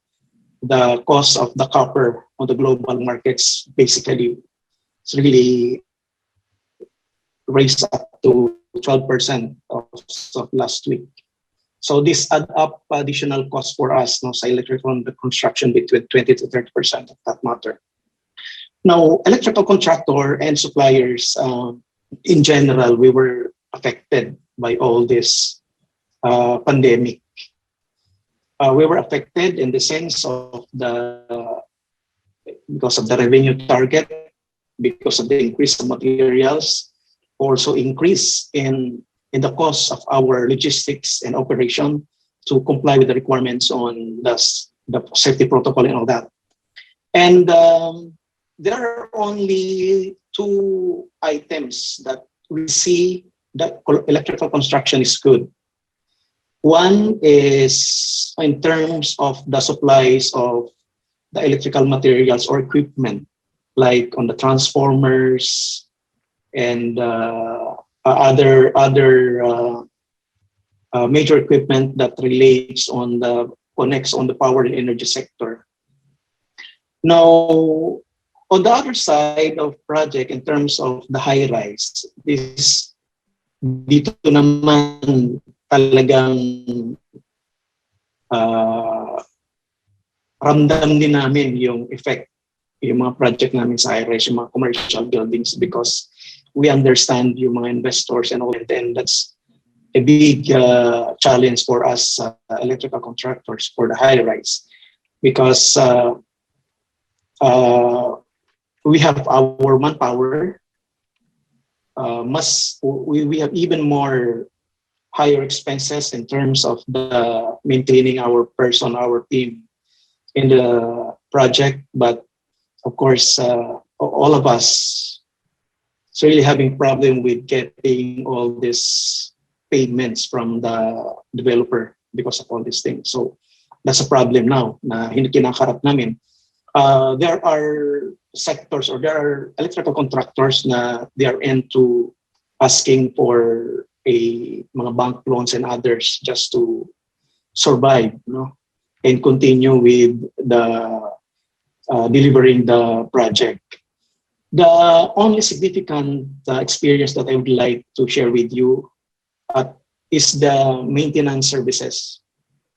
Yung maintenance related to the major part of electrical equipment of our industry, especially on the mga industrial facilities, especially on the power plant. So at the very first, in 2020, there's no much demand in terms of that services. Pero itong first quarter, tumaas, no? Actually, ito yung nagbaliktad, no? From the negative point of view, where everyone is having problem in terms of revenue, dito naman sa maintenance services, sa power sectors, power industry, sa amin mga electrical, dito gumanda yung negosyo. So you see, it's convert, no, from the negative to positive aspects in terms of business. It's because during 2020, all the year, marami tayong mga major facilities, mga industries, no, semicon, food, na they're having the maintenance services. Pero because of the lockdown and all that, nagkakahirapan ngayon kumuha ng contractor, kumuha ng people to go with that. And that delays all the program, the planned program of the maintenance. So in this first quarter, tumaas yung demand ng maintenance services. So all the contractors, electrical contractor who are in this field is really getting into more positive look in terms of doing business. So they have more extra work, and they can even provide the demand, no, in terms of the maintenance service on big industrial facilities. Then other than that, it seems to look that on the medium and high voltage installation in terms of electricals, it's getting good in terms of the maintenance services. But on the part of the low voltage installation and contracting in the commercial and the residential buildings, this reflects a negative, really negative experience for us, which equate to 40% of our revenue that we cannot go ahead with that. Now, even in the part of the Philippine Economic Zone, there has been a lot of projects that were in the pipeline and took ahead with that, but as of this moment, nakahold din yun. So all this construction people, construction company are still awaiting for that opportunity. But on the overall, we are positive that in the next a year or number of months, with all the projection of the government, focusing our time today to have a full recovery plan on the electrical business sector, and of course participate with all the government programs and activities. So with that, that's a simple one that I'd like to share everyone related to the electrical construction business. Thank you very much. Thank you, sir. Thank you, Engineer Rodrigo Pecolera. So medyo the numbers are converging to a number like 30 to 40%, no? So the numbers are being shared as well from specs, but it's good to know that your sector is looking forward to a brighter future towards the end of this year, and perhaps and most probably next year. So sir, thank you very much.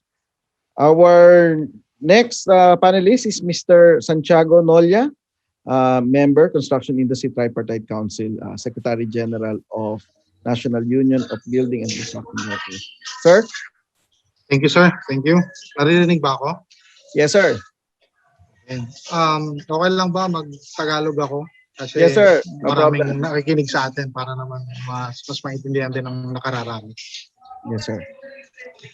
Ang question ay paano nakaapekto ang pandemya sa hanay ng construction, tama ba?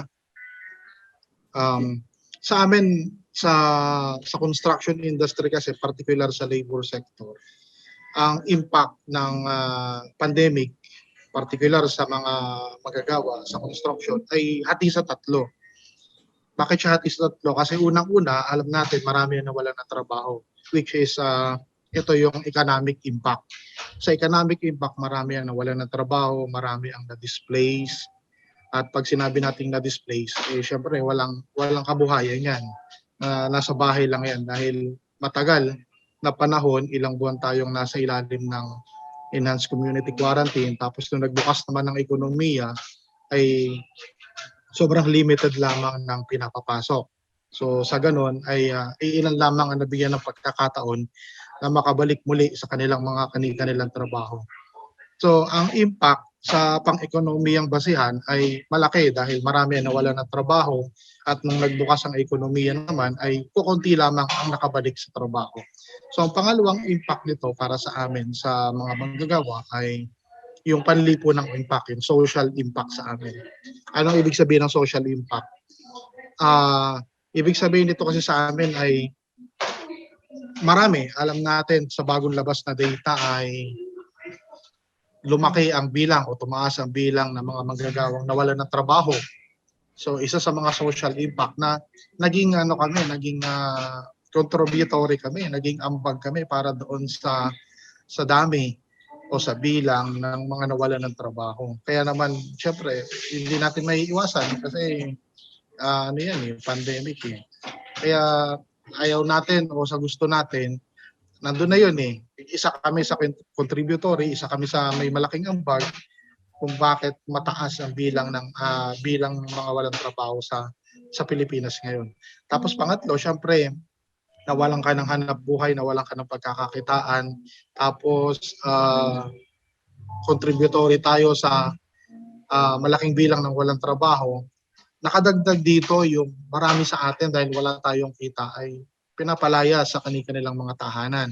Pinapalaya sa kanilang mga tahanan dahil wala tayong pambayad ng buwan ng renta, sa tubig, sa kuryente.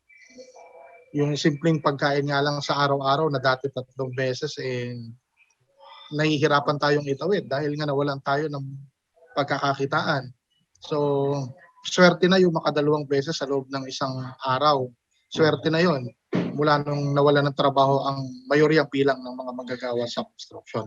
So, sa economic ay yung nawalan kami ng hanap buhay, ng pagkakakitaan, at sa social impact naman ay nakadagdag kami doon sa bilang ng maraming nawalan ng trabaho, doon sa mga pinapalaya sa mga tahanan na inuupahan, hindi nakakabayad ng buwan ng tubig at saka kuryente kasi alam natin wala tayong pinaguhugutan o walang mapaghuhugutan ng buwan ng pambayad. At ang pangatlong impact para sa mga manggagawa sa construction sector ay yung mental. Bakit siya nasabing mental? Yung mental impact kasi nito, nakaka-stress, nakaka-depress kasi wala kang trabaho, tapos pinapalayas ka sa tahanan mo, diba? Tapos sobrang taas ng pangunahing bilihin. Ang impact nito sa kaisipan, sa kalusugan ng mga manggagawa ay talagang malalim. Iisipin mo lahat ng kailangan mong isipin, na i-provide, kailangan mo magbayad ng mga deadline mo, kailangan mo humanap ng pagkakakitaan para sa pampakain ng pamilya mo, diba? So it's depressing para sa mga manggagawa. Kaya naman ang impact nito ay sobrang lalim para sa mga manggagawa sa construction sector. Nangunguna diyan yung economic impact na nawalan kami ng trabaho, at pangalawa yung social impact, nakadagdag kami sa bilang ng mga walang trabaho na hindi maganda sa katayuan ng bansa natin ngayon. At ang pangatlo ay yung mental impact naman, na kung saan ay syempre nakaka-depress, nakaka-stress ang mag-isip mga bagay na dapat ay i-provide mo tapos wala ka ma-provide. Alam natin sobrang taas ng mga presyo ng bilihin. Ito lang nakaraang araw ay nalib na pero ganun pa rin wala ka pa rin trabaho kasi bumalik na naman tayo sa enhanced community quarantine. Kaya nananatili yung karamihan ng trabaho sa construction sector ay nasa mga essential lamang at marami dyan sa mga small and medium enterprise ay nananatili pa rin sarado kasi hindi nga sila uubra o hindi nga sila pwede mag-operate under enhanced community quarantine. So ito yung ito yung pinaka-impact ng pandemic sa hanay ng mga manggagawa sa construction sector. Salamat Ilan po. po. Maraming Opo. salamat. Maraming salamat po, Mr. Nolia, no? At kami po ay nakikiramay sa malupit na kinahinatnan ng ating mga manggagawa sa construction sector. Patuloy po tayong nananalangin para sa kanila. At especially yung sinabi nyo nga na mental impact, no? Medyo mahirap i-measure ang mental impact. Yung social tsaka economic mabilis, pero yung mental impact medyo mahirap. Hindi rin kaya ng data ni ASEC Tutay yung mental impact na yan. So maraming salamat po. And then so that actually ends our first set. Pero kung okay lang po sa inyo, magkita-kita tayo doon sa dulo kasi napapagalitan na po ako na sabi niya 4 o'clock matatapos yung session. 4 o'clock na, first question pa lang tayo. So, pagka-session nyo po, actually after 4 panelists, parang sa totoo lang, dinadaan ko na lang po sa tawa to pero puno na po ng emosyon ng aking dibdib. Ano? So, kapit lamang po mga kababayan. So sa second question, we acknowledge that the business recovery is prerequisite in recovering lost employment. What are the preparations that you have undertaken? What do you think is the most significant problem which the government needs to solve to encourage more businesses to reopen? So please open the poll. So ito yung mga summary of your answers, no? So there are actually 2 sub-questions there.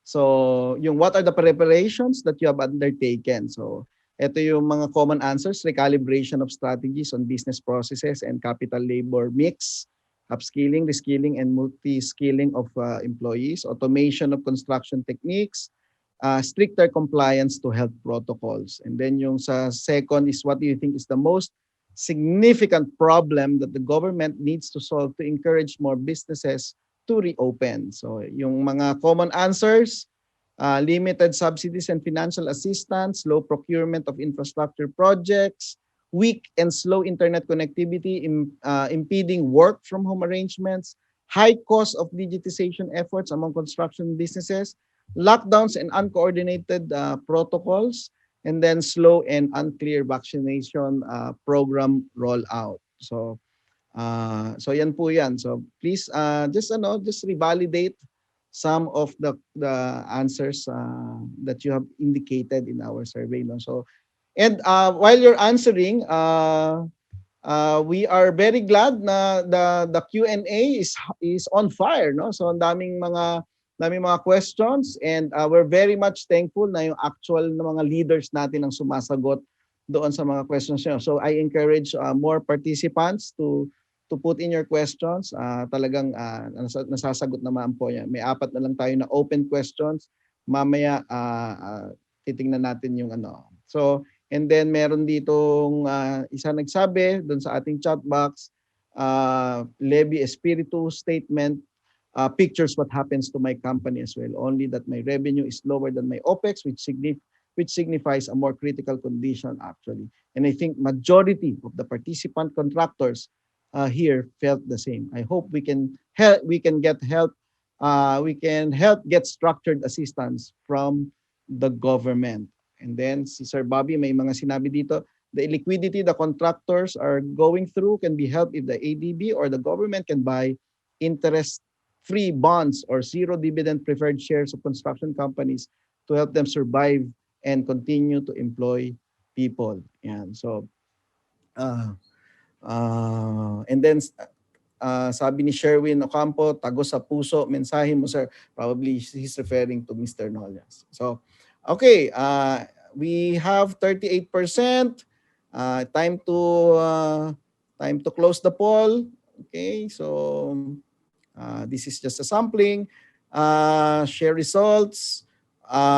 Number one answer is recalibration of strategies on business processes and capital labor ratio mix. And so ang next actually is stricter compliance to health protocols. And then what do you think is the most significant problem the government needs to solve to encourage more businesses to reopen? Lockdowns and uncoordinated protocols is the number one answer. And the number two, closely behind, is limited subsidies and financial assistance. Okay, so at this point, we call from the government side, our first panelist for question number 2 is Asek Nikki Tutay. So Asek, welcome back. So. Yes, good afternoon po. Thank you for the question.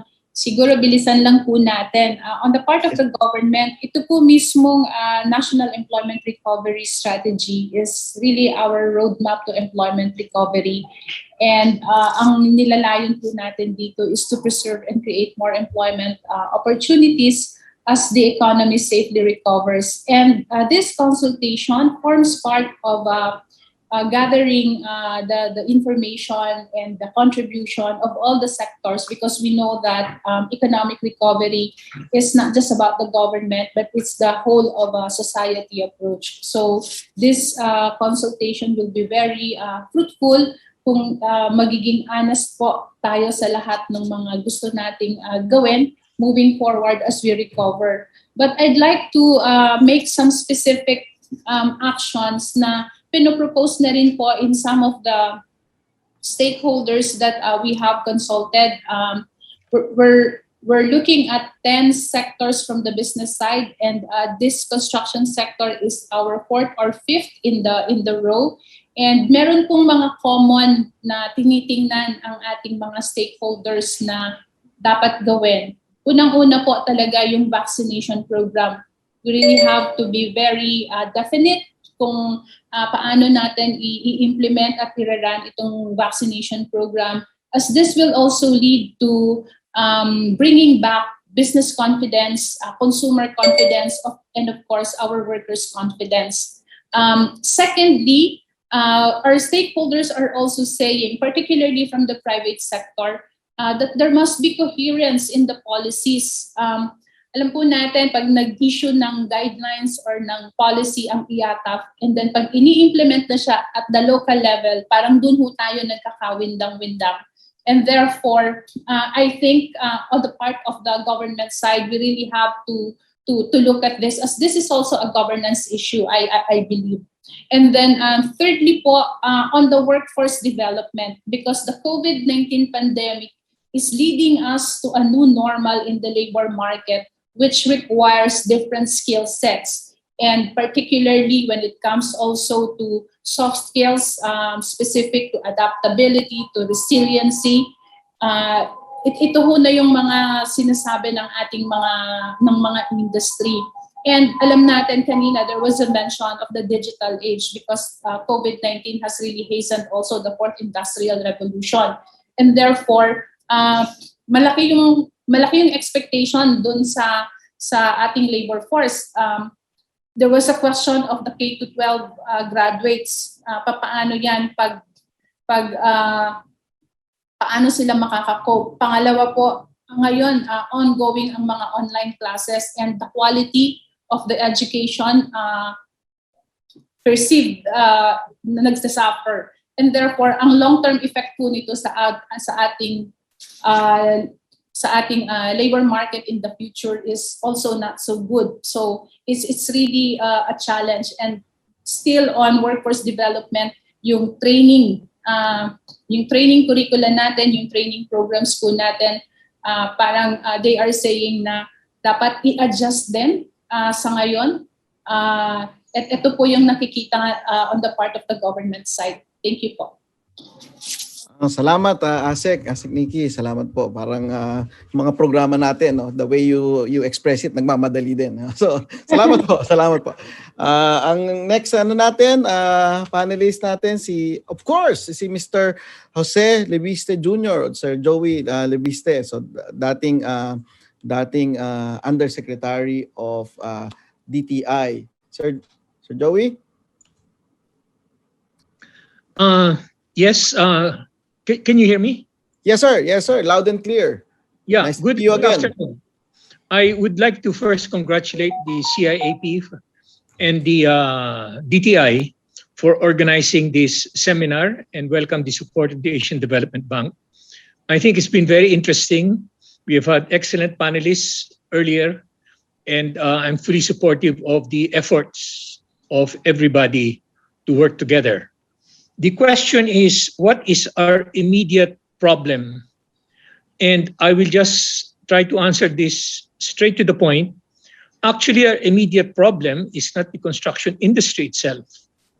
Our immediate problem is the management of the COVID. So the interagency task force headed by the health secretary and headed by the vaccine czar, General Galvez, have to have the full support and come with solutions so that the pressure on the construction industry is relieved and the pressure on the construction business is also relieved. The good news is that we are still doing relatively better numbers-wise to the whole world. The bad news is the Southeast Asian countries seem to be doing a little better than us. So we just all have to get together, be more positive on what the government is trying to do. And my only concern is there's a lot of politics now because of the coming 22 elections. And therefore, there is a lot of unnecessary criticism on the government's IATF COVID program.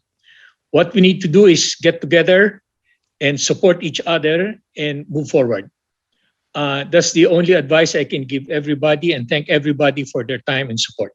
Thank you.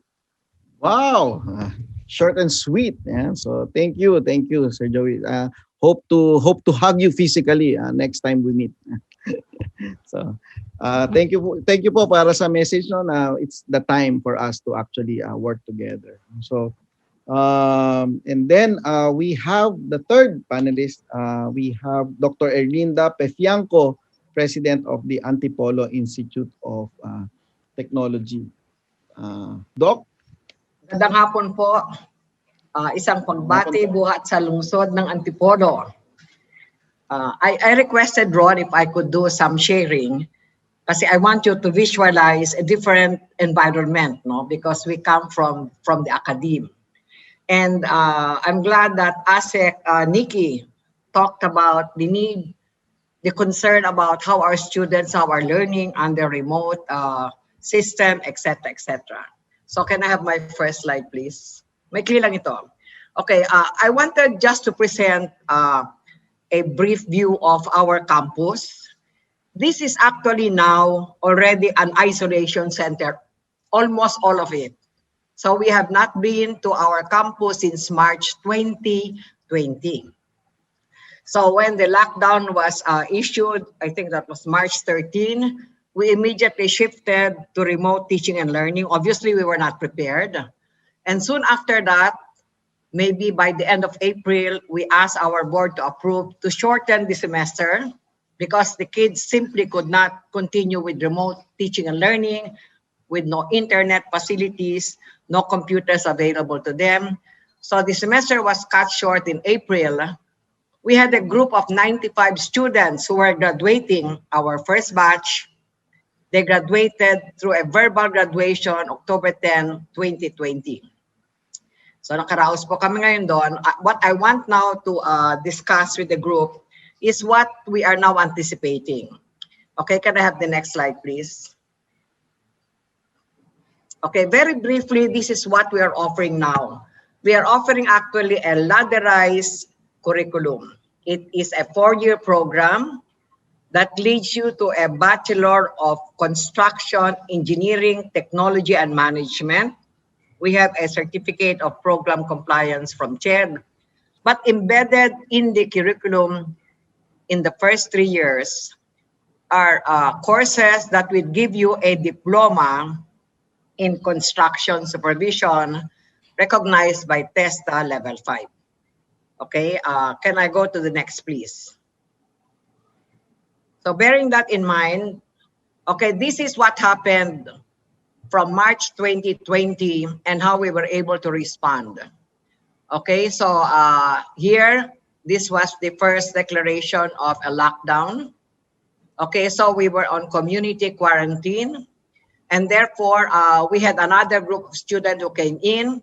So it was a time for us to reflect not only on what our students were meeting, but also how we can make our curriculum more effective and more efficient. I want to mention here that when we had the lockdown and when we went into remote teaching and learning, we immediately put up a research and innovation agenda office. We wanted to know how our students could continue where they are now living. Most of them had families who even lost homes and even lost jobs. So really, all the tuition was free. They could not really continue. Kaya na-stop ang aming semester.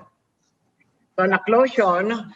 And then our next concern was what happens in the next academic year, which started also in August. Fortunately for ITech, we are a public institution. We are supported by the city government of Antipolo. So we have no problem about finances. Our students do not pay anything at all. And during this period of quarantine, the city government gave them a tablet. Each of them got a PC tablet where we place all the modules that the faculty wrote. So that was how we were communicating with them. Okay, and then after that, what happens is we are now concerned about how do we handle particularly trainings. This was also mentioned, I think, by ASEC Nikki. Can I go to the next, please? Okay. I did mention that we are offering in the first 3 years a course that leads to a diploma in construction supervision. So when we were reviewing our curriculum together with TESA, because this is a pilot, a model program, we said, why are we offering so many certifications? 13 yata ang in-offer namin. Why are we offering NCs that have levels 1 and 2? Why don't we go into the higher level? So yun ang mga reflection namin. Second, we were offering a course in construction site supervision and construction trade supervision, which required work experience. So sabi namin, mga bata namin, walang work experience. So we had to go back to TESDA. So we are in constant consultation until now. The third point, which is another realization, was we were offering training that included assessment with certifications. In fact, we were already in conversation with CMDF. We wanted to bring our kids to Cavite in a bubble, but that did not prosper because of this new development. So they did not have any training, any assessment, any certification. The fourth is the program that they are enrolled in includes supervised industry immersion or SIP. We could not do that also. Unlike in the last year, we had partners who accepted our students for immersion. So that was not possible during the pandemic. So what we are now doing, and these are the challenges that we're meeting, is we are consulting with TESTA again for them to appreciate that perhaps we should take a second look on why are we offering 13 skills. Why are the NC levels 1 and 2? Why don't we begin at a higher level? We're also consulting with our partners. How can you assist us provide student internship programs during pandemic? Obviously, there is no answer, So just, I think a week ago, we had our decision recommended to our mayor that we will therefore not conduct any training. Obviously, we cannot do it. There is no internship. So what will happen is our students now will have a delay of 1 semester.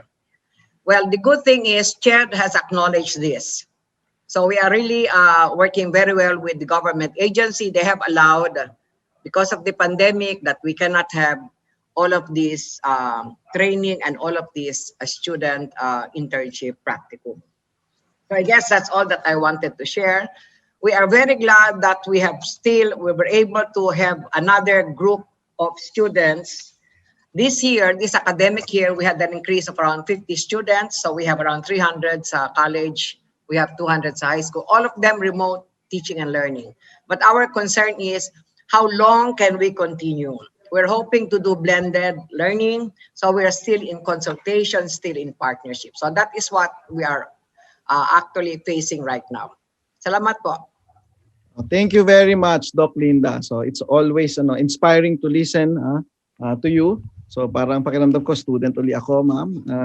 So thank you, and everyone. I think this is very important section, because we're dealing not just a supply chain of raw materials, but we're also dealing with supply chain of our workers. No, the production of highly skilled workers must not stop even during the pandemic, because we will need as many workers as we can once we recover from this pandemic. So thank you very much, Doc Linda.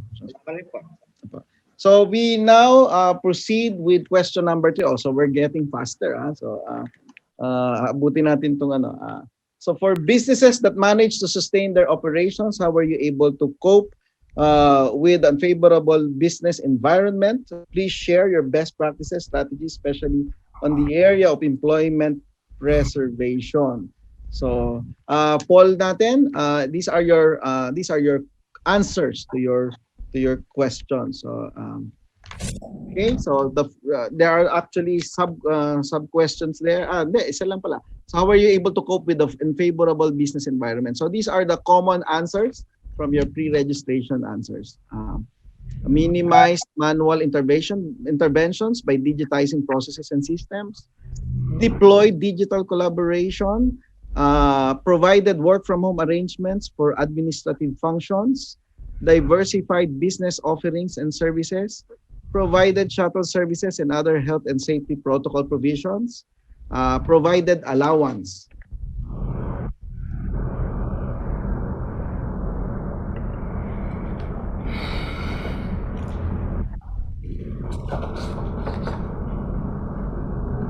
And as we wait for the others to answer our poll, please, I invite everyone to visit your Q&A button there.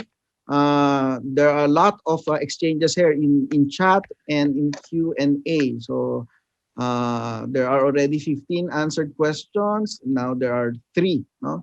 3 open questions. A little bit later, we will have our other panelists and officers from CIAP to answer that.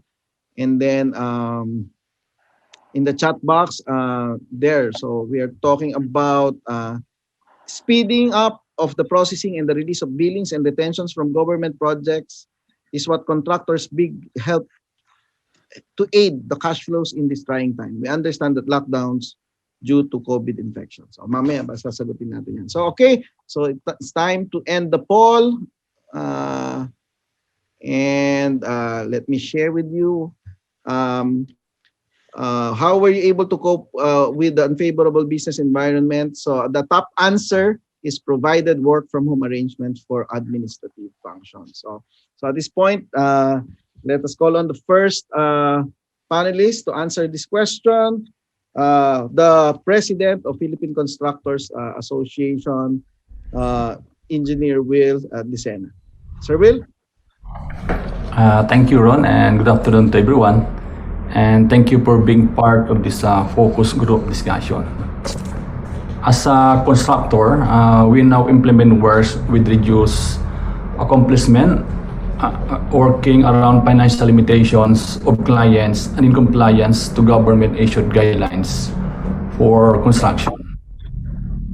We focus on taking care of buhay, adhering to health and safety protocols, while at the same time addressing the physical, mental, and emotional wellness of our employees working in our office and at project sites. Before the return of the works, we have revisited the conditions of our facilities like the office, project site, barracks, to cater to the need for physical distance, personal hygiene, sanitation, disinfection, thereby putting up additional facilities, additional health and safety reminders, conducting more health and safety awareness programs, and even resiliency programs, all for buhay geared towards taking care also of their kabuhayan. We have the company COVID-19 office and construction site protocols and guidelines that are very strictly implemented. Psychosocial needs are addressed on top of ensuring their safety while deployed at our project sites and in our office. And good thing is we don't have COVID positive workers up to now. Project execution plans are carefully analyzed to eliminate or reduce implementation errors. Project costs and our cash flows are strictly monitored. Methodologies, or say construction methodologies, are thoroughly reviewed and strictly implemented to eliminate rework and its associated costs. Innovations play an important role in our operations, and we enhance our digitization and digitalization program in our construction processes with continuous of technologies, enhancing at the same time our planning and collaboration capabilities, and also like using new technologically advanced construction materials that can be installed easily. So we really have to find resolutions, innovate to sustain our operations. Honestly, on all these processes, we are incurring a lot of extra costs. And the challenge now is the availability of upcoming projects. Actually, we really recently we posted a one job placement for one position, and could you imagine that almost 100 applicants are coming up? That's the real issue on how employees looking for a job. So thank you, Ron. Thank you, sir.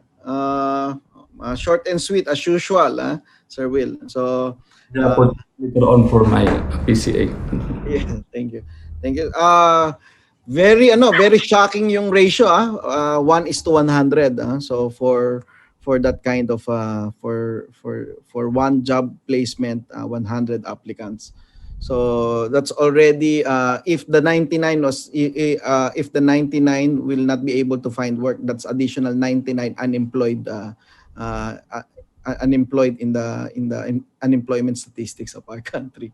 So so thank you, Sir Will. Next is our Mr. Roberto Jose or Sir Bobby Castillo, President and CEO of EEI Corporation. Good afternoon, everybody. I would like to respond to question number 3 on how we have managed to deal with the problems imposed by COVID and the lockdowns.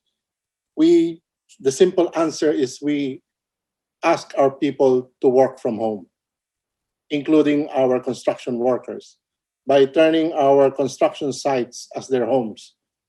We provided barracks for them to stay inside, and we created bubbles, small bubbles to prevent the contamination, cross-contamination among the cross bubbles.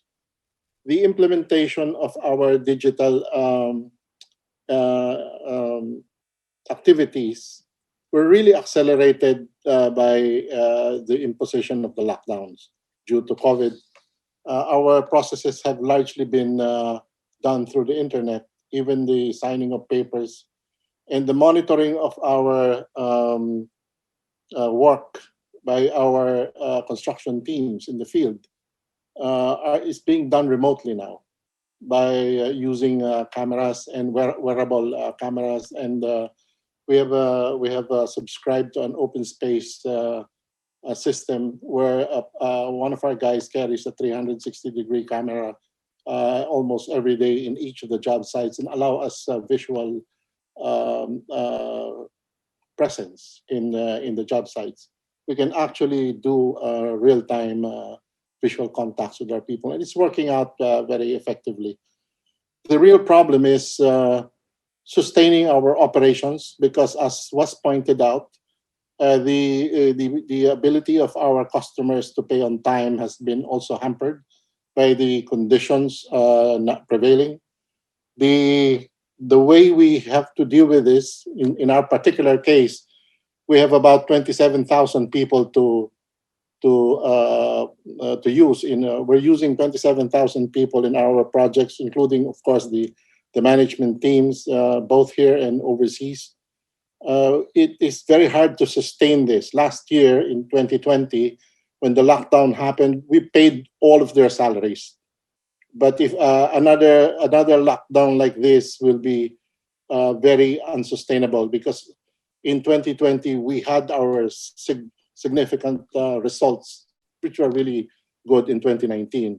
But we could use the money that we earned in 2019 to pay for the costs that we had to carry, where our revenues were down by about 8 billion, or about 34%.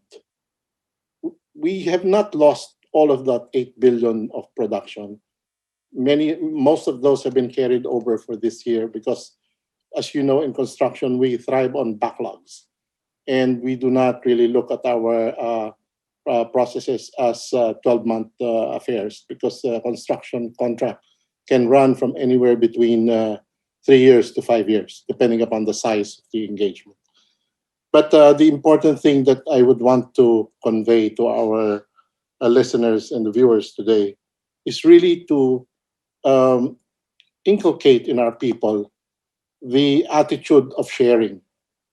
In our company, when somebody suffers from, say, a disaster, from a typhoon, or somebody dies, we try to pass the hat. And among ourselves who have more than enough for our needs, we share this with those who do not. And we have done this to our subcontractors, whom we know are not as strong as we are financially. So we have tried to pay them as much as fast as we could through the electronic means, so that they can continue to pay their payrolls. And we try to assist them if they have difficulties. We try to assist them by taking on some of their financial burdens by, for example, if they have to supply equipment which they cannot afford to buy anymore, we finance that, or we take it over, so that they can continue to survive. It is a question of survival. Our ability to continue to employ the poorest of the poor, which has the biggest trickle-down effect, if we were to speak of trickling down to the poorest of the poor, the benefits of having an economic activity is really the construction people are the ones who can do that. And we know our people, and if the government were able to, say, give us some subsidies, give us in the construction side some subsidies, we can funnel this directly to our employees and their families, because we know them. Hindi na yan, these are not things that you go to the barangays and you'll be looking for who is a member of the barangay or not. We know our people, and we can distribute the help. But the other thing that I was asking in the chat box really was whether the multilaterals in the government can finance the construction industry, which I saw was employing about 4 million or 3.4 million people. And we would like to be able to increase that if the government were to pump prime the economy by putting out more infrastructure work. The zero-rated coupon bond or zero dividend preferred shares to be floated by companies can be bought by the government or the multilaterals like ADB and help finance the continued employment of construction workers. Thank you very much. Thank you, Sir Bobby. Give me 5 seconds to recover from in awe of what you just shared. No, wow. Thank you for your efforts. No, a while ago, Sir Will shared about the importance of collaboration, the planning and collaboration, and making sure that there's buhay at kabuhayan. No. And then here, I'm amazed by what you shared now. This is a question of survival, but this is not a question of survival of the fittest, but actually survival by helping one another. So thank you very much, and may God bless your company in helping each other and helping your subcontractors, which is very, very important. So thank you. Next question, number 4. So we're halfway to our questions, and pa-intense ang ating discussion. So next question is, have you availed any programs offered by the government during the pandemic? How will a wage subsidy from the government contribute to the efforts on employment preservation?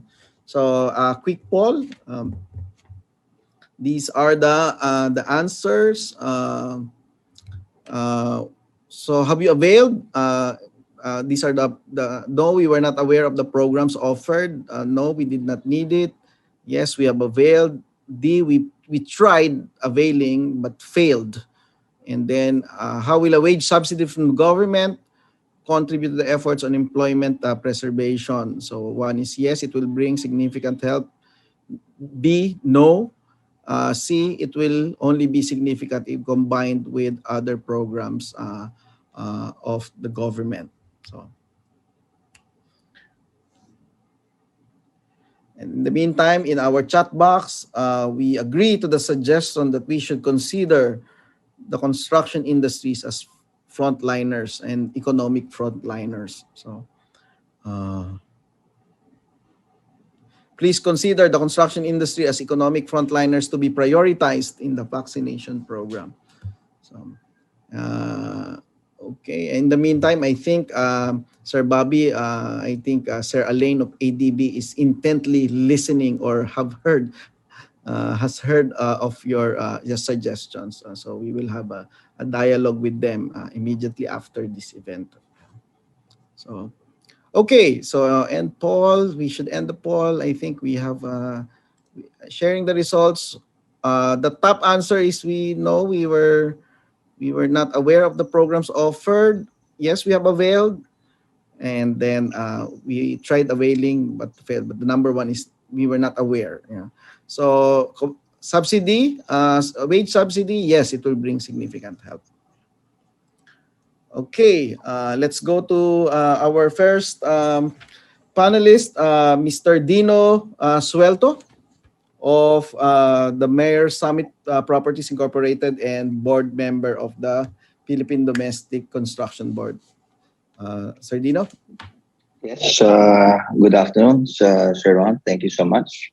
Good afternoon to the leaders of the industry, both in government and the private sector. Okay, and thank you for inviting us to this focus group discussion on what the government can do to help out alleviate the effects of the pandemic. Okay. First, I'd like to elaborate my representation for better appreciation of my inputs. Okay. I'm currently a board member of PDCB, and I represent the Mindanao sector. Okay. I am also the construction sector chair of the Davao Chamber of Commerce. And I'm past president of the Davao Contractors Association, which is an affiliate of the Philippine Contractors Association. So all in all, we have roughly around 300 contractors and equipment owners in the Davao region. And 90 to 95% of them are small and medium enterprises. 90% are into public construction. And the comments and inputs that I'll be making came from the survey that we did. And okay, so on to the topic. Have you availed of the programs offered by the government during the pandemic? It's sad to say that out of roughly around 200 to 250 who try to avail programs of the government set out by the government, there is very little penetration. So I'm going to mention specifically two programs of the government, and this is number one, the COVID-19 Adjustment Measures Program, CAMP. I think that was implemented by DOLE. Okay. The problems that we encountered were number one, we were not informed about it, fully informed about it. Number one. Number two, we didn't know who were eligible. Okay. Number three, we did not. Some of our members didn't know how to register, and we were not aware of the payout system. So all in all, there were like a lot of kinks and bottlenecks in the implementation of the subsidy program. Okay. Next would be the small business wage subsidy. I believe this is a joint program by SSS, BIR, and DOLE. And again, we encountered a lot of bottlenecks in the registration and eligibility and the payout system. Most of the contractors also complained why there was a ceiling set, like contractors above with a capitalization of 100 million and above were not eligible for the subsidy. So in effect, the hard hit SMEs in this part of the country, okay, took the cudgels and responsibility to take care of our workers. Okay. We continue to provide them with subsidies. In fact, some of them continue to pay their salaries. Okay. We decided to advance their 13-month pay. We exhausted their leave credits, converted it to cash. Okay. And we also took care of the testing, both antigen and PCR tests, because there is no clear program by the national or the local government on these processes. Okay. We instituted decongestion programs because construction cannot be done by work from home. We need to go out there in the field and do the structures. Okay. So we were forced to build health facilities in each and every project sites. Now these were like above our cost. These were not part of our original contracts, but we decided to take on the cost of building it in order to protect our employees. Okay. We also gave out medical packs to our employees, okay, to keep them healthy. And if tested positive, we also take care of them. We take care of their families. We take care of. We do not just allow them to be submitted to any government facility. We make sure that they're taken care of very well. And so far, the effects are minimal, based on these efforts done. Okay. Of course, moving forward in terms of job preservation and job security, we have identified higher issues. Okay, that probably the government could work hand in hand with the private sector, or among the different government agencies. And these are: number one, we need a universal health protocol that is being adhered by all government agencies. Okay. We're now one year into the pandemic, and we still see a lot of inconsistent inconsistent policies given by different agencies, given by different LGUs. So we have a hard time navigating. Okay. Another issue is the border restriction. Okay, we need a more harmonized border controls. Okay, because most of the time it disrupts movement of personnel as well as construction materials. Okay, and we feel that we are doing our share, especially in the economic front. We feel that we are part of the recovery. So, but we do not feel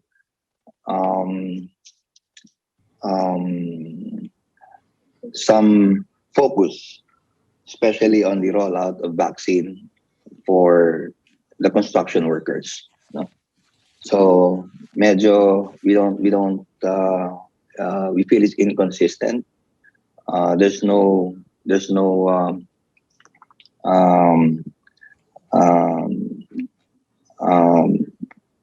proper plan on how to come out with this vaccine rollout, specifically for the construction workers. Mm-hmm. So that's all I can share. And thank you so much for your time. Thank you. Thank you, Sardino. We that's the programs more or less had minimal impact because they did not know how to avail of these programs, and then we are always pointed out to the vaccination program. No? So, but it seems to me from your report, no, so parang talagang it's really the private sector who tried to search for answers on plugging in the cash flow problems. So yes, sir. Thank you, Sardino. Next would be from NACAP, Mr. Datu Waruk Makarambon. Thank you, Professor Balbiran. Hi, sir. Good afternoon. And thank you for the invitation. The first question is yes. Have you availed of any program? Well, there are various programs of the government, including CIEP and ULI, for example. CIEP of DTI, particularly PCAB, during this pandemic had greatly helped contractors in the online filing for application for renewal, application for new license, and joint venture special licenses. Also, the continuous assistance of CMDF in the training of construction workers and technical people, and of course, TISDA. Likewise, the virtual training of authorized managing officers and would-be contractors during this pandemic. NACA, for example, training at an average of 85 authorized managing officers. Second, we are expecting that the passing of the CREATE Act or Corporate Recovery and Taxes Incentives for enterprises may revitalize businesses, including contractors, and create more jobs for Filipino workers. Number 3 is the promotion of local production of PPEs, especially for workers, which is being supported by the DTI.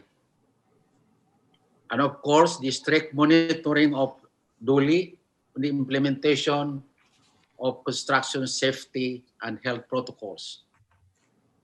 On cash assistance, very few have availed of this program. As mentioned earlier, the subsidy.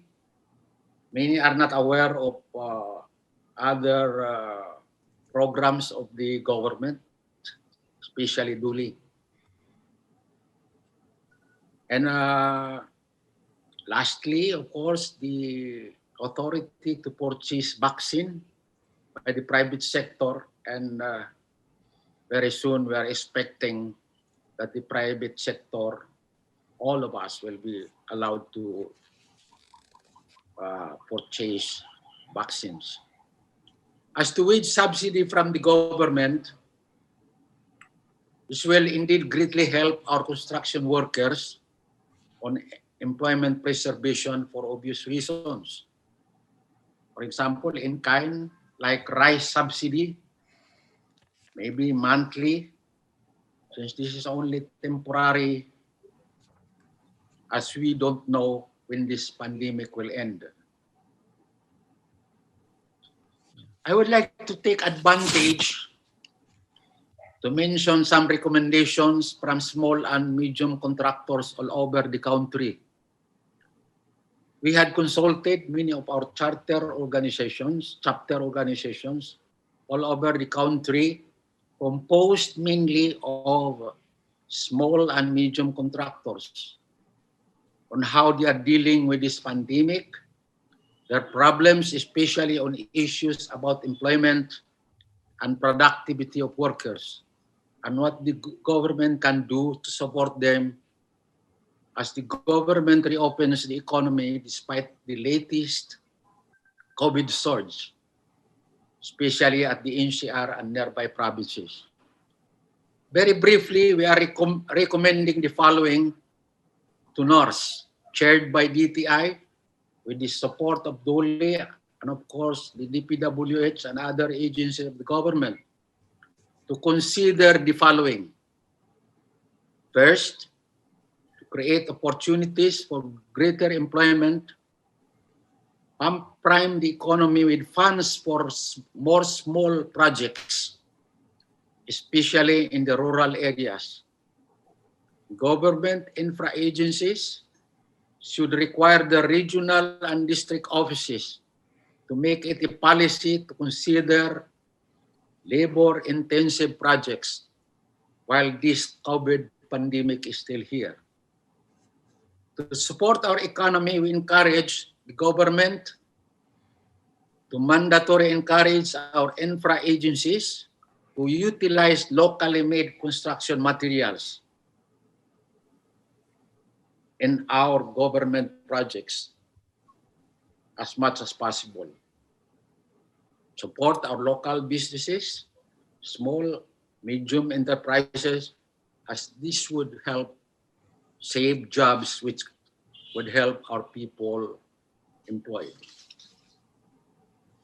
For infra agencies to strictly monitor the implementation of health protocols and construction safety of workers for their protections as contractors do their part. For the national IETF to consider the construction workers in project sites as frontliners, economic frontliners, and of course in the vaccine rollout, as mentioned earlier. In the case of doing business, to streamline and relax unnecessary and repetitive requirements in the processing of interim billings, request for time suspension, time extension of contracts, and imposition of liquidated damages just for this pandemic must be studied and be made easy for small and medium contractors. Continue upgrading the skills of the construction sector through virtual trainings of construction workers and capability building programs, while many of them have limited movements amid this pandemic. And of course, with TISDA, CMDF, and other government universities as lead agencies. In some provinces and cities, especially lately, had imposed the requirements of travel pass, medical certificates for our drivers, operators, and workers every time they enter provinces and cities where contractors projects are located, which causes so much delay in the implementation of projects. Indeed, something has to be done in this border controls. Finally, we would like to recommend the access to government loans and financing for small and medium contractors to finance acquisition of needed equipment and construction materials due to liquidity problems. Thank you very much, Professor. Thank you very much, Sir Macarambon. So that's actually a good summary later on. So you have actually prepared my synthesis for later. That's a very good classification of recommendations that you have put forward. And it's really coming from our friends from who are small and medium contractors. Thank you very much, sir. Thank you very much. And then the last for this segment is Mr. Alan Tanhusay, member, Construction Industry Tripartite Council, and the spokesperson of Associated Labor Union.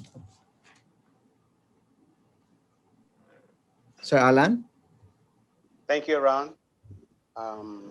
Thank you for the invitation. In behalf of the Associated Labor Unions Trade Union Congress of the Philippines, I would like to thank the DTI and the CIAP for inviting us, unions, in representing workers in this NERS meeting.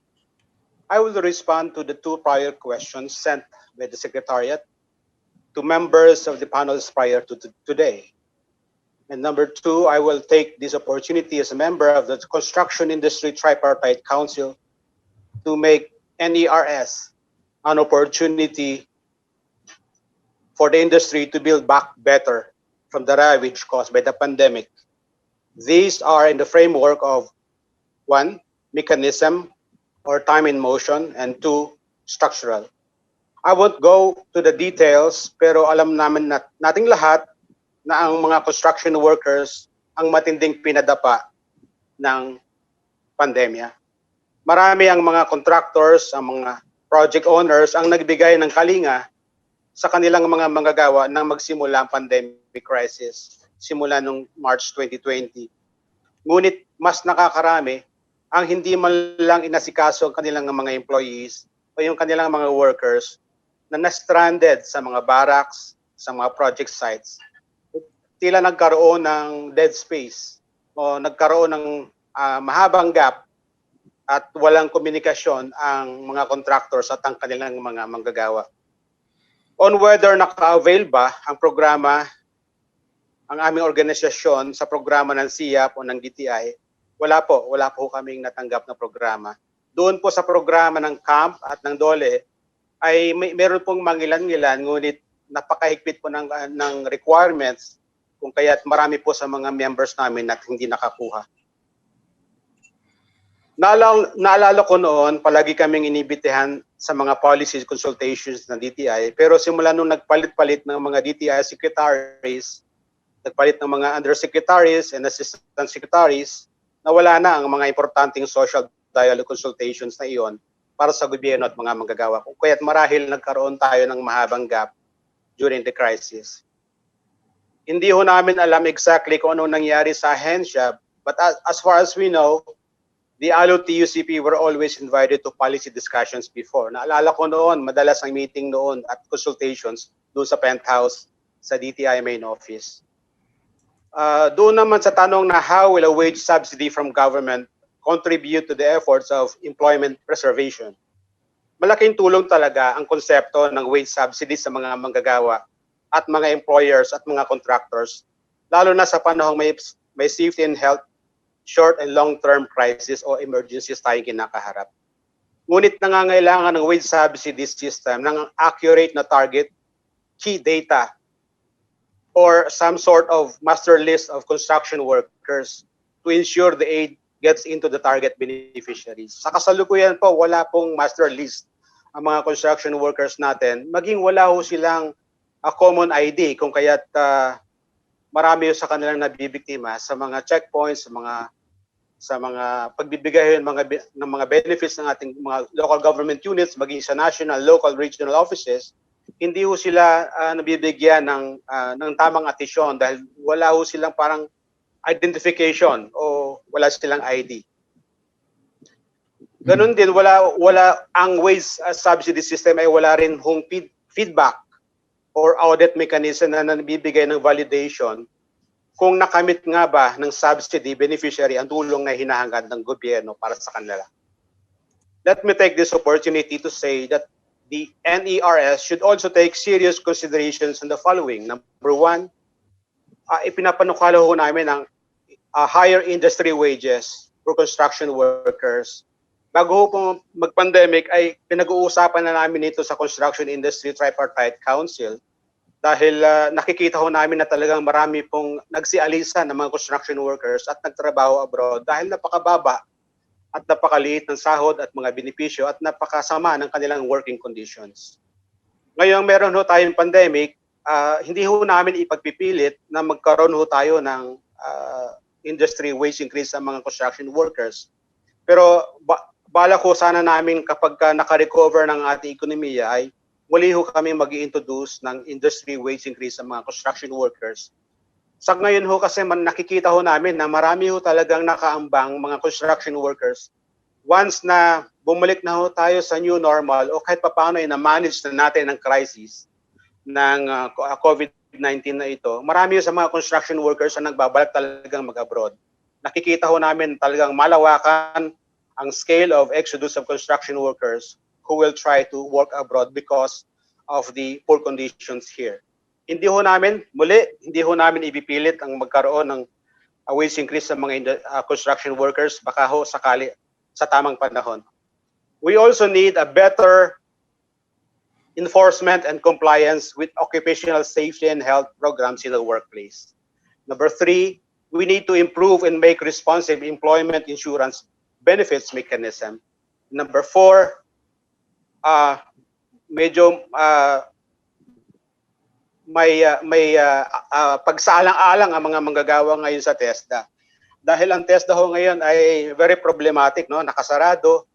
Ang mga regional offices ay sinasabing nakabukas, ngunit kung sila ay pumupunta, nakasarado at wala hong notice kung saan sila pupunta. Paano ho sila magkaroon ng training, ng accreditation o ng certification mula sa TESDA. Number four, we need to put more health benefits for construction workers, such as life and accident insurance for construction workers. Kami po ay nananawagan, lalong-lalo na po sa mga medium and small contractors. We need to enroll our construction workers sa SSS, Pag-ibig and PhilHealth. Maraming salamat. Thank you and good afternoon. Thank you very much, Sir Alan. So, And yes, these are hard realities, no, that we if we need to really move forward with results, kailangan i-confront talaga natin yung mga hard realities na yan. So thank you very much, and we take note of all those suggestions. So, especially yung talaga nga yung targeting, no, if and when we are going to embark on a wage subsidy. Okay, so that wraps up our fourth question. We immediately go to the fifth. No, two questions na lang. Kapit lang mga kababayan. So, okay, as we roll out the vaccines and prepare for the new normal, what is the prospect for growth of your industry for this year? How many jobs are expected to be created until 2022? So our poll, which shows some of your questions. So if we can quickly answer this.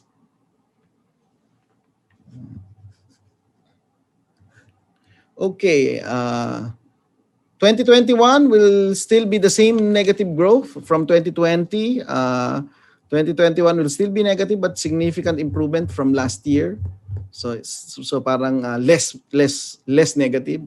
2021 will see a positive growth of the whole construction industry. 2021 growth of construction is largely dependent on the successful rollout of vaccines.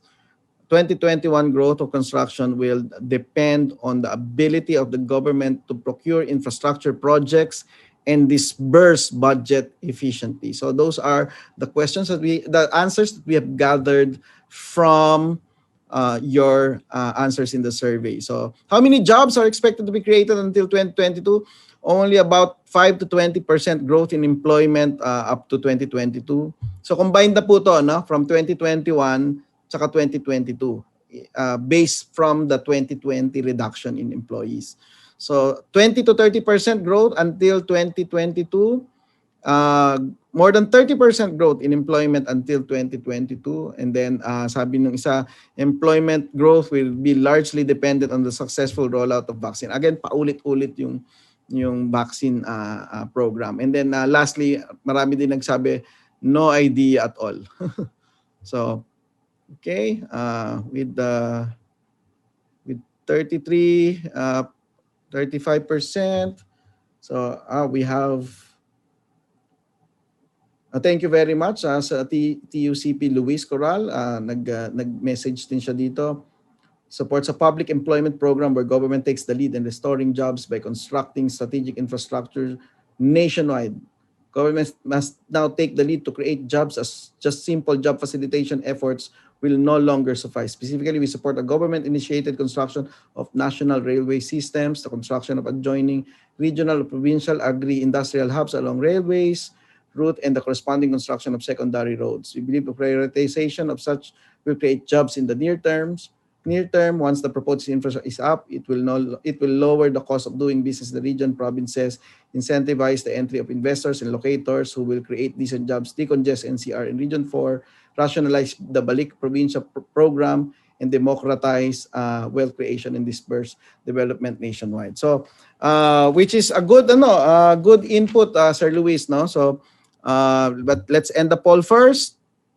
Okay, with 46% respondent, the survey says 29% 2021 will still be negative, but with significant improvement from last year. But closely behind the 27% 2021, but a very big if. Yan. So if the successful rollout of vaccine will be achieved. No? So how many jobs? Employment will be largely dependent on the successful rollout of vaccine. And then yung iba ay 5 to 20% growth in employment. 2 years na po yun. Okay? So,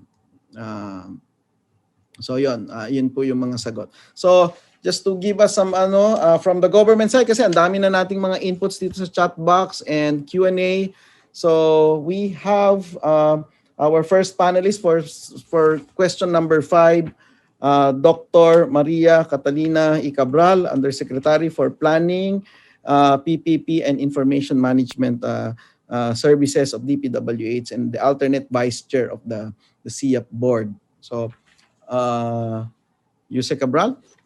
Yes, yes. Good afternoon, Prof. Ron. So the topic assigned to me is really more on estimating the labor contribution of construction industry, especially from the government perspective. I just have 2 slides actually, and both are graphs. So I hope you got it, Prof. Ron. If may I request you to please, yes. So this is my first slide. So this data that we have collected actually came from the Philippine Statistics Authority. So in the middle of the pandemic, private sector construction dived to about minus 46.6% in the second quarter of 2020 last year, and stayed there during the third and fourth quarter at minus 47.7% and almost the same at minus 41.5%. Government tried its best to remain positive, as you can see on the chart, at 3.6% in 2020. However, of course, public transportation and cost of health protocols may also be too much to handle in the fourth quarter, and government went down to minus 28.3%.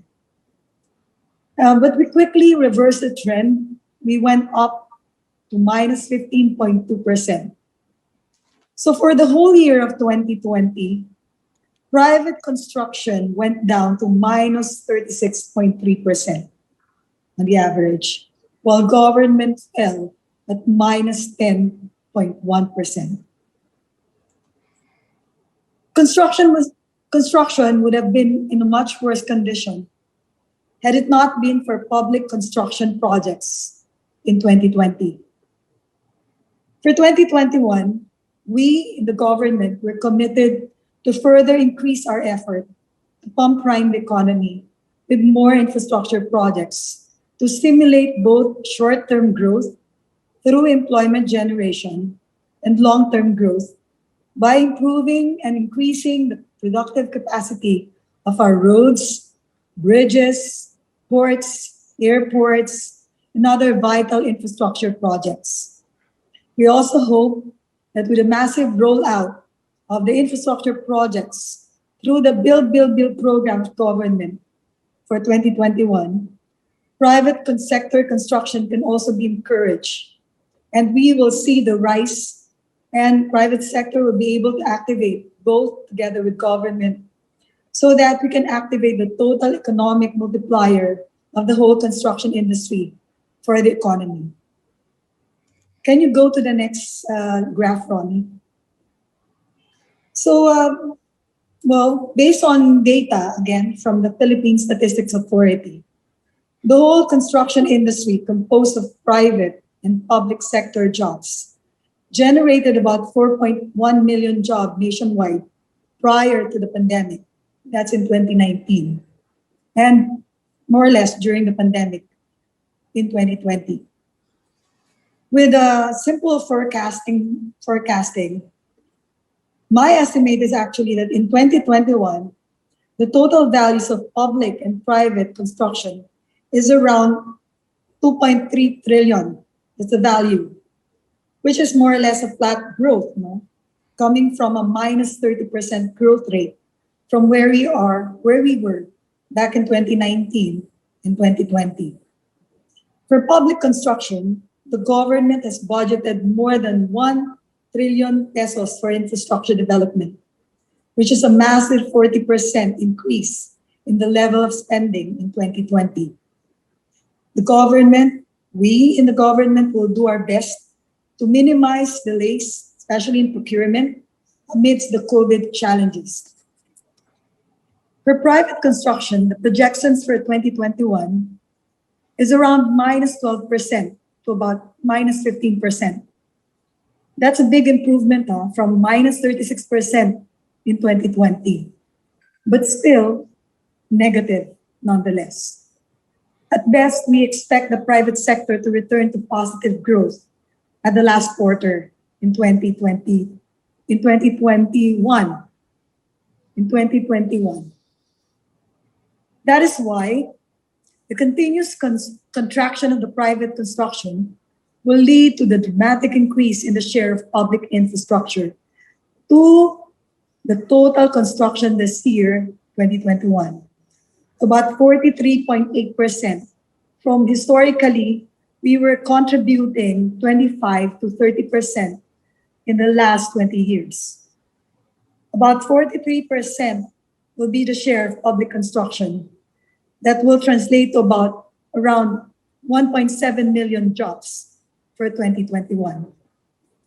For the Department of Public Works and Highways alone, we have a budget for 2021, a total capital outlay of around 658 billion. So that's around 60% of the total government infrastructure budget, and roughly 28% of the total value of construction industry for this year. So with the ratio and proportion, Public Works and Highways budget alone is estimated to translate to around 1.1 million jobs. So in summary, the private sector takes the back seat and may continue its contraction this 2021, though, of course, with much less bleeding than last year. So from where you were, minus 36%, we're expecting that the private sector will be around minus 12 to minus 15%, but still minus this year. The government will now take the greater burden of employing the 4.1 million construction workers that were registered back in 2019 and 2020. We have no choice, and we will push to really ramp up the disbursement of the government's infrastructure budget of 1.1 trillion pesos for this year. DPWH alone has already started. We did advanced procurement so that we can already start construction and award a lot of our projects in 2021 by the first quarter. This and the other agencies, including the private sector, will definitely have a big multiplier effect in the construction industry. In fact, the biggest economic multiplier because of the supply chain. And this is one of the biggest stimulus packages of the government to ramp up infrastructure development in 2021, moving forward to 2022. Thank you, Prof. Ron.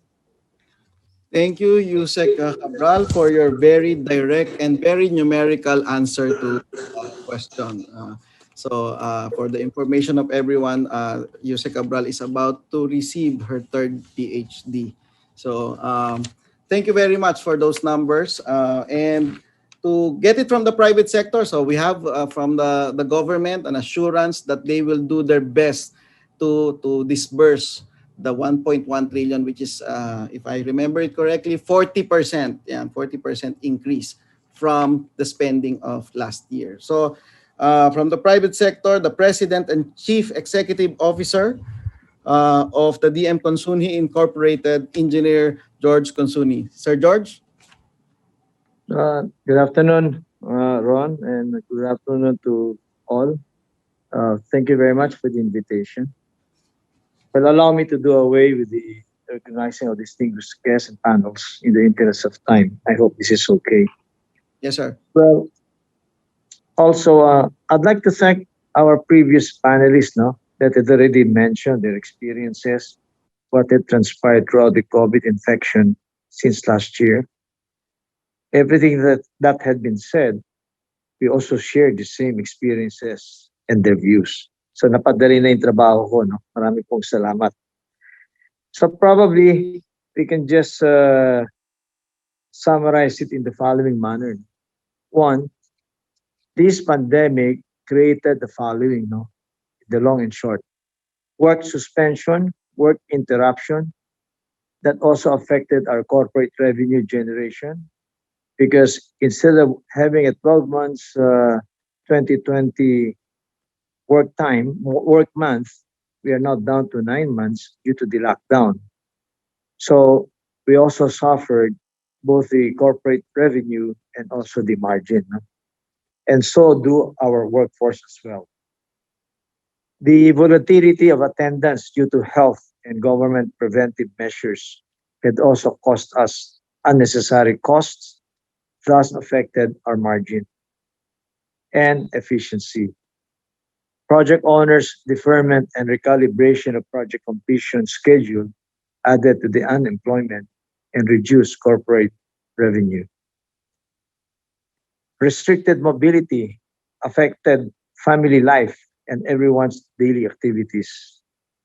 Restricted training and education for the preparation of government mega project and delay of the arrival of the consultants that had also delayed the big mega infrastructure bid schedule. The construction industry employs the poorest among the poorest. Our industry is an easy entry for the unskilled workers. But our industry also offers high rewards for the skillful and talented individuals. We define construction as we are in the people business. Our strength is our people. Hence, we have high regards to the welfare of our workforce, and it is our primary obligation to take good care of them and provide effective medical solution and care.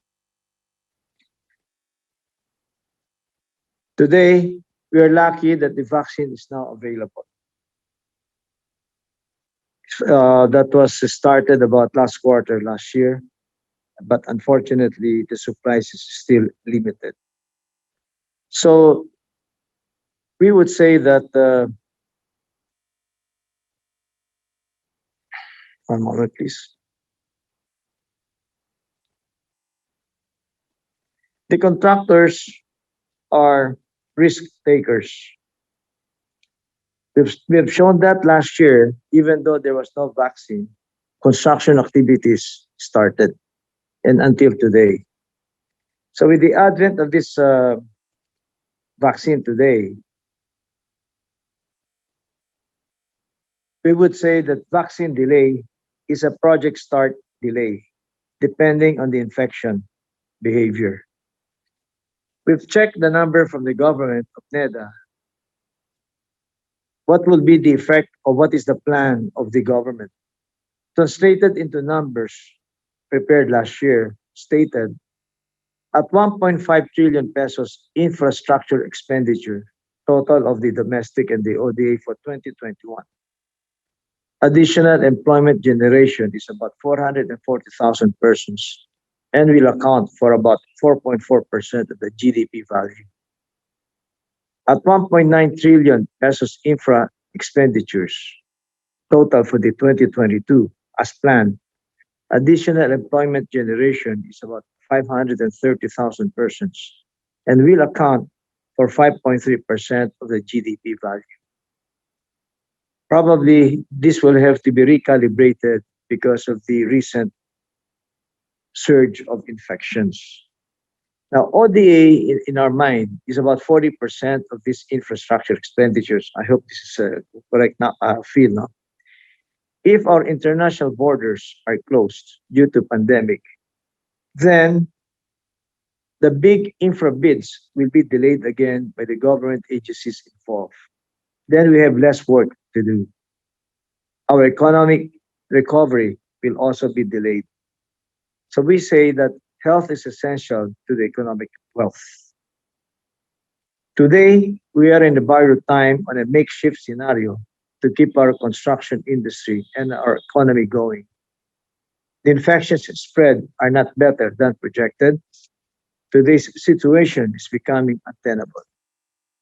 We strongly recommend to educate and to accept vaccine as priority and not as an option in order to reduce or to eliminate infection variants and the traditional infection controls that had greatly affected our lives and our economic income.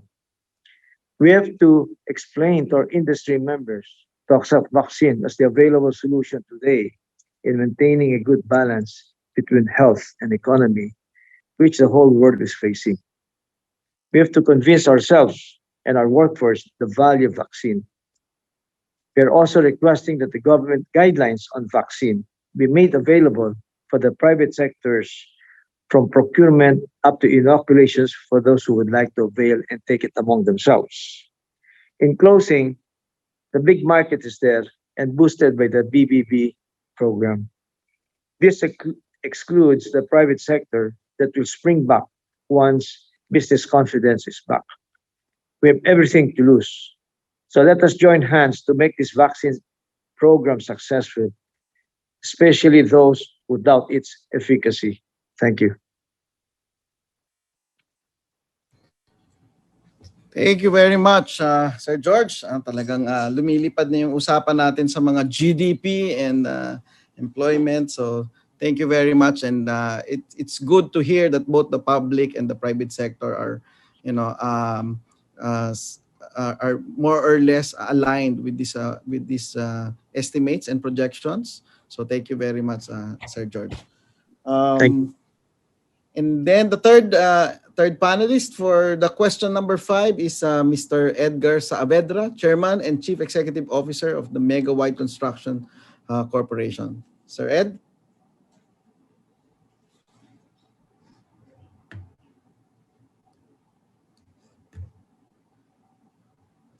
Sir, nakamute po kayo, sir.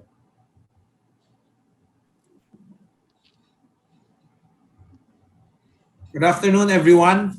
Good afternoon, sir. Yeah, so thank you for inviting me here, and thank you to the previous panelists who presented all those figures and numbers. Very informative ho yun. Tama ho yung mga presentation nila sa government, yung mga government projects, kasi ho, in fact, on our side naman, we know all of these problems in the construction. At least ho, kami, slowly, we're shifting our focus to this to take advantage of this infrastructure project being rolled out by these ODA-funded projects ng JICA and ADB. So, unfortunately, not all construction companies, however, are able to participate kasi nga medyo malaki yung projects. But I'd like to invite all the other contractors. They can participate naman as consortium or as subcontractors. So basically, what I'm just saying now, I'd like to share yung yung ginagawa namin sa Mega Wide side. So we know that this pandemic, this is a second wave, another challenge. So what we're just trying to do is to now with this second wave lockdown, second lockdown that we have. So what we're trying to do, yung mga ibang project ko namin, we try to lock down din sa mga workers. So in short, nakakatrabaho naman kami. So although may mga challenges, there are challenges wherein some of the supplies are not consistent, but generally I would say 70 to 80% so far we're able to execute the work.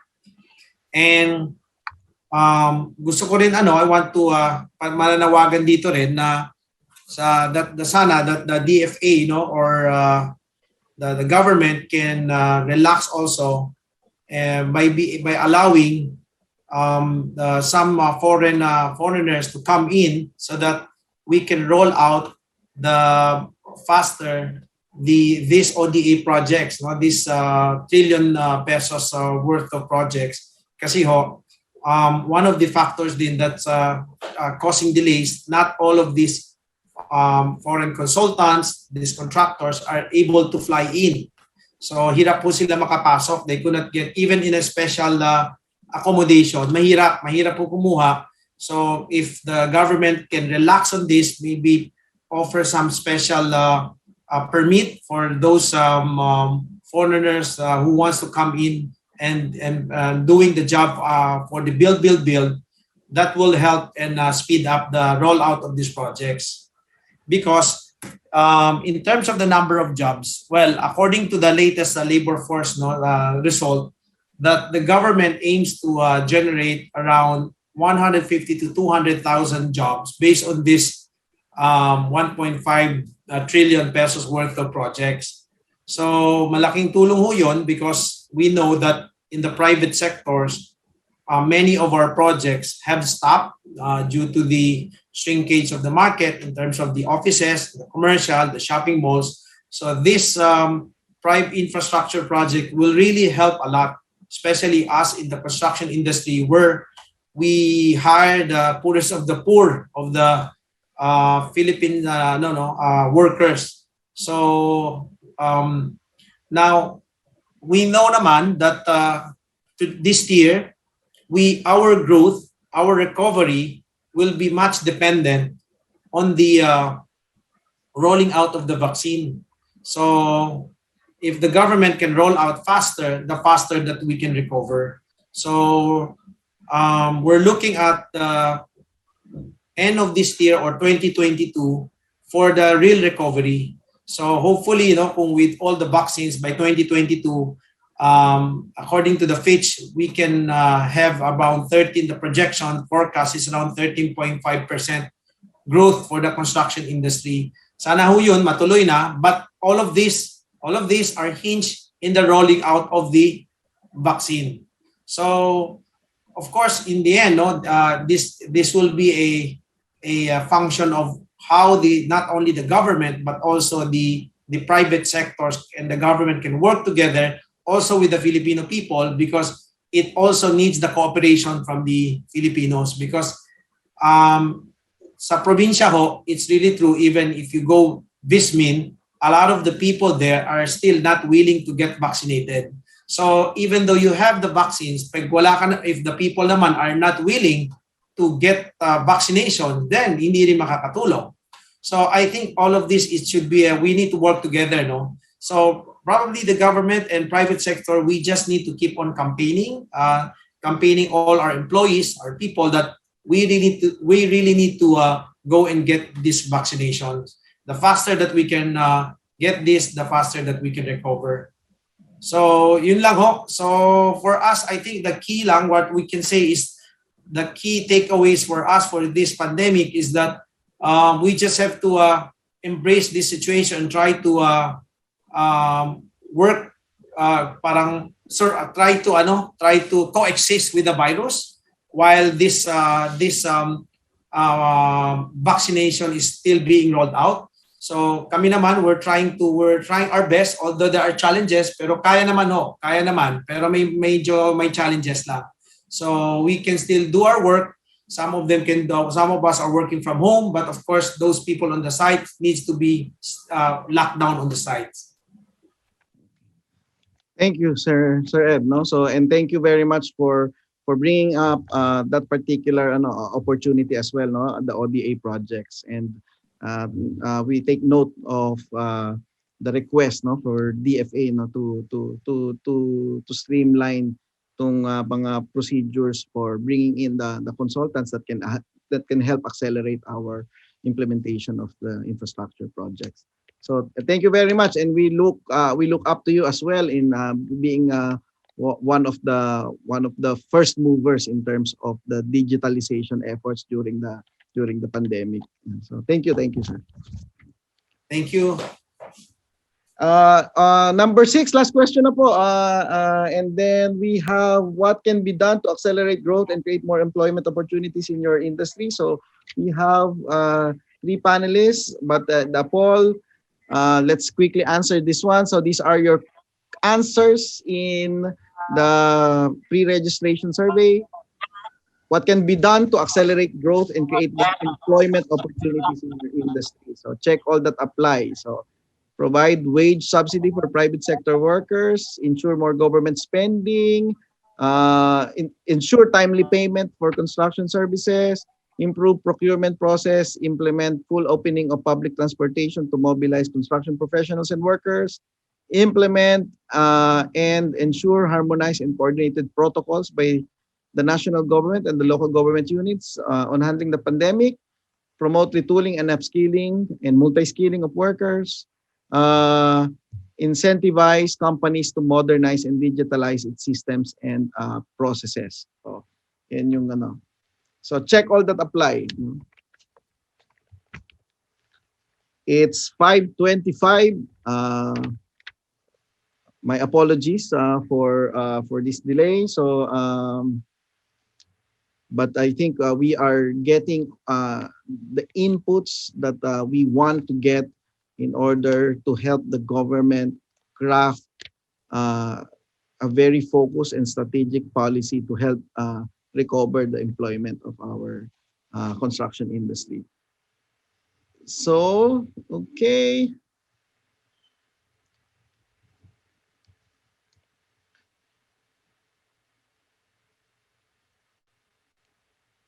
Last 20 seconds. So, and we're very happy and we're very thankful that we still have 219 in our room.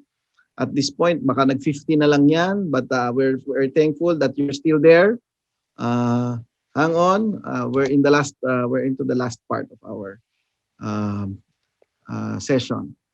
So thank you very much. So I think I'm ending the poll. So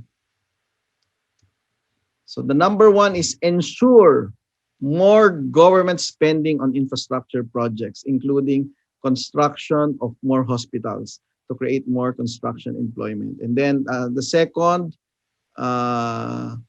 is ensure timely payment for construction services. And then third is provide wage subsidy for private companies.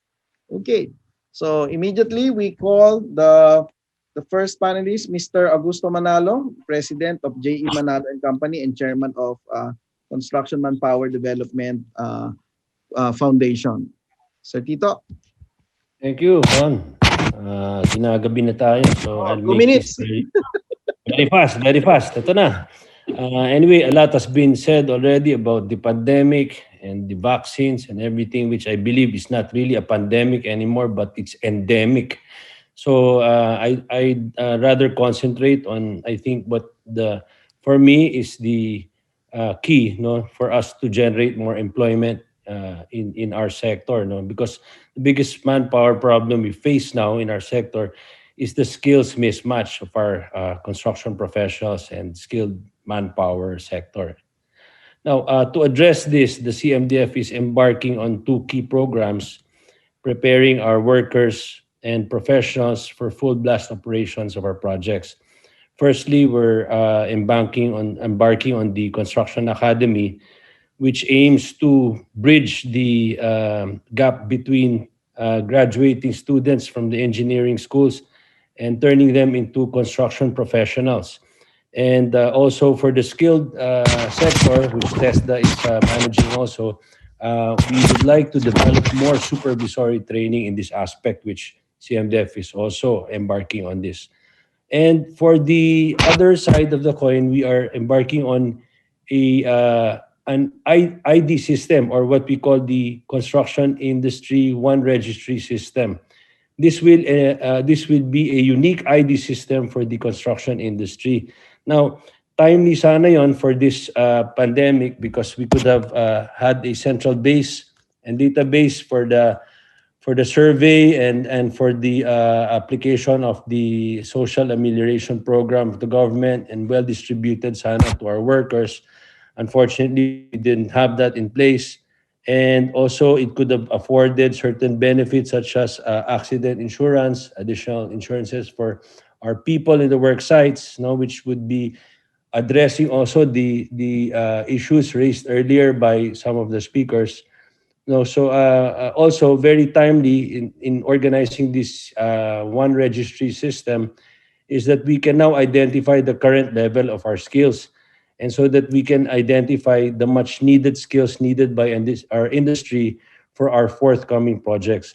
So in summary, I'd like to be more positive about the whole situation. I think someday we're going to all survive and revive in this whole scenario, and we have to be ready for it. So It's like we have to pick up from where we left, and then we have to learn from the lessons of the past so that we can move on, so that we can prepare ourselves and our people for the industry and for them to stay here in the Philippines rather than taking flight and going out of the country. That's it. Thank you.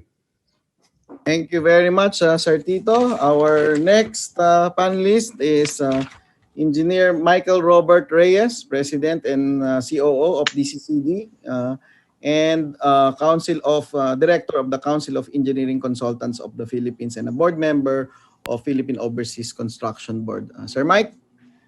Hi, good afternoon, everyone. Okay, so we'll make this quite fast because we're running out of time.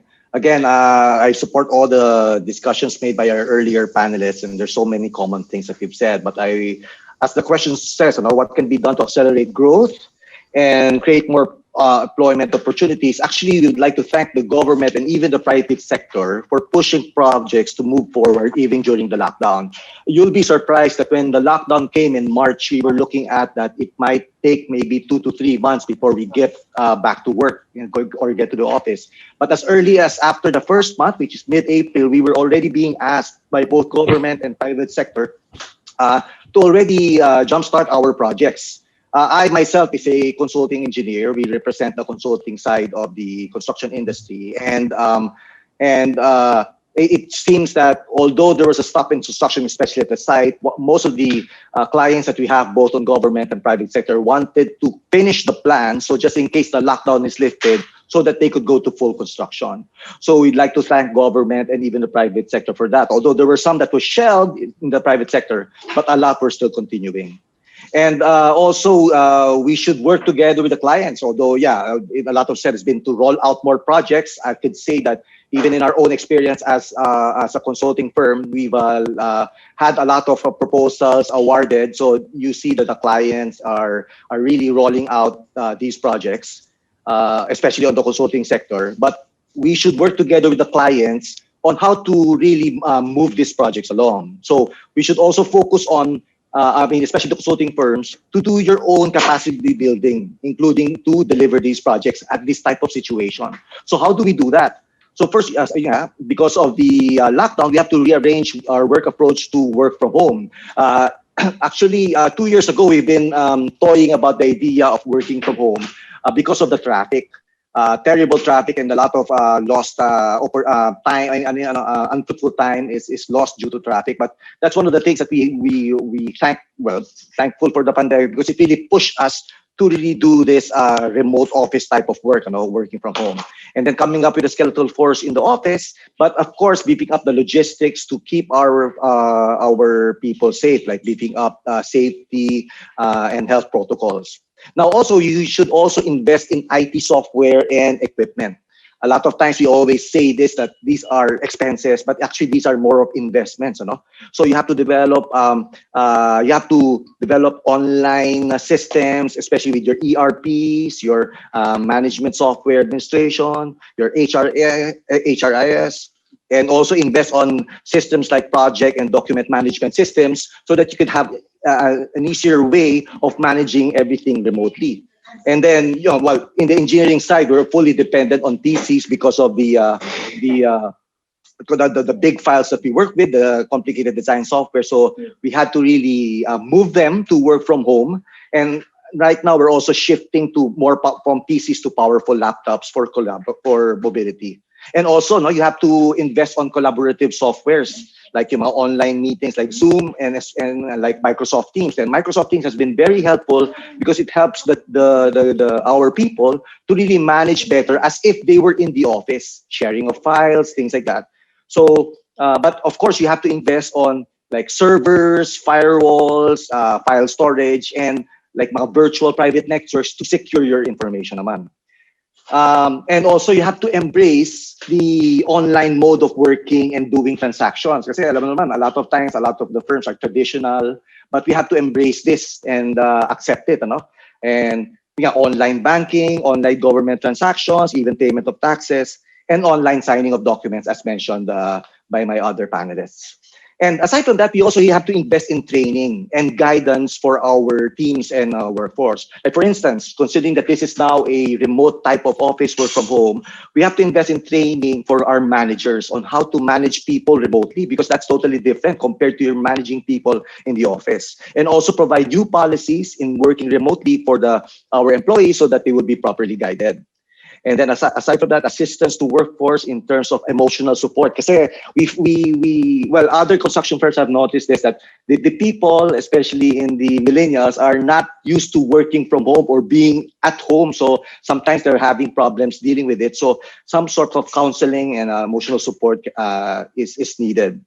So, and lastly, this is where it will come that you have to always maintain a very healthy cash position, so that you could sustain your cash flow. So especially to support our resources, our employees, because not just the employees, our third-party consultants, our subcontractors and partners, because they are the smaller ones compared to us. So we have and invest in the vaccines, because at the end of the day, we need to protect their health. So as they say, being a consulting services firm, we are only as good as our people. So we have to take care of them. So ang isang nakikita ko na dito, Professor Ronnie, is that a lot of our clients are investing on the design aspect, because this can be done remotely. So hopefully when the lockdown eases, full blast on construction. So anyway, I hope everybody will always keep safe and always take care. Thank you. Thank you very much, Sir Mike. And well noted, hindi ko na-explain ulit. Okay na yan. And then Mr. Docot de Dios, Chief Executive Officer of Prime Metro BMD Corporation. Good afternoon, sir. And good afternoon to all the members. I think that I'm probably bringing up the rear here, so I'll try my best to be as brief as possible. Okay, so I guess the question is really how do we accelerate growth, no? And rather than repeat in detail some of the very good points earlier raised, I just like to add my own flavor based on the practical experiences we've been having over the last several months, the last 12 months, and try to hopefully bring it down to a more realistic level. I guess the first thing is infrastructure drives growth. So that's a given. Any other country that you see emerging from the pandemic, it's really infrastructure that is being relied on to drive growth. So this means the projects that are lined up in the pipeline, both ODA or multilateral projects, funded projects, or even Philippine government projects, public projects, have to be accelerated. I sit very regularly in our tender review meetings, and I see that there's a healthy pipeline of projects, but obviously a lot of them are being delayed because maybe of bureaucracy or some other factors that prevent the projects from moving. One thing to consider as we head towards an election year next year in May, construction activities may be affected. Obviously both on the government side, so the pace will certainly slow down. And secondly, even private sector appetite for investments in infrastructure projects could suffer. So the point I'm making is we try to accelerate this and do this as quickly as possible. The ADBs of the world, the JICAs of the world, they're very healthy projects that are in the pipeline, and you know what I'm talking about, and certainly try to accelerate this and other national government projects. No?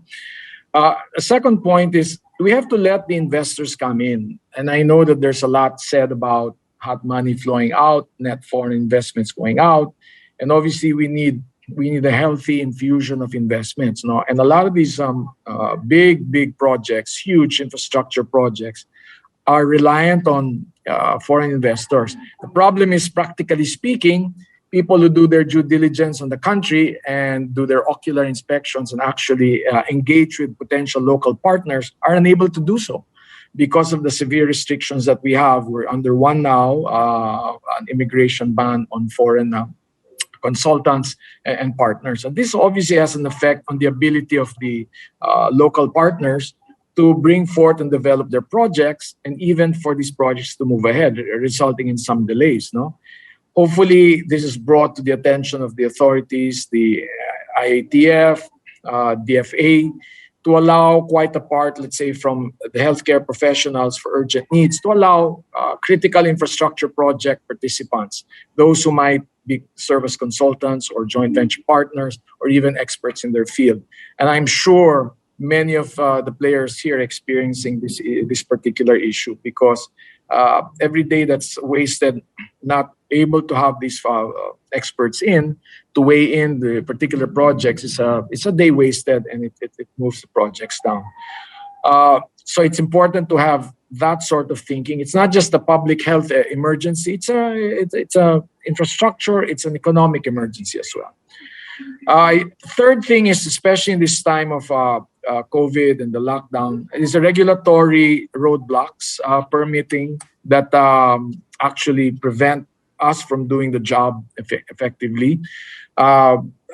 We know that certain agencies actually have truncated or shortened the period to try to make it easy for developers or players to come and do their business. For example, Department of Energy has a one-stop shop. There's still issues, but I think in this sector where it's multifaceted, a lot of potential regulatory issues, not to mention the particular LGUs that we deal with. Hopefully there's that the public-private partnership in a different sense to allow a lot of these regulatory roadblocks to be addressed and to be eased, to make it easier for these infrastructure projects to get going.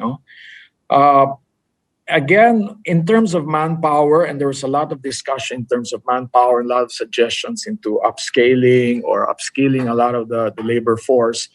I guess there's a general sense also that because of this pandemic, it's not that easy to get laborers or skilled labor. A lot are somehow stuck in the provinces still, limited in their ability to find transportation to get to Manila or to job sites. The ability to source reliable, credible, skilled manpower is beginning to be a problem. And once you factor in a lot of these projects coming in, the very huge projects, whether you talk about the subway project or tunneling project or rail projects, that's going to be hungry for a lot of manpower.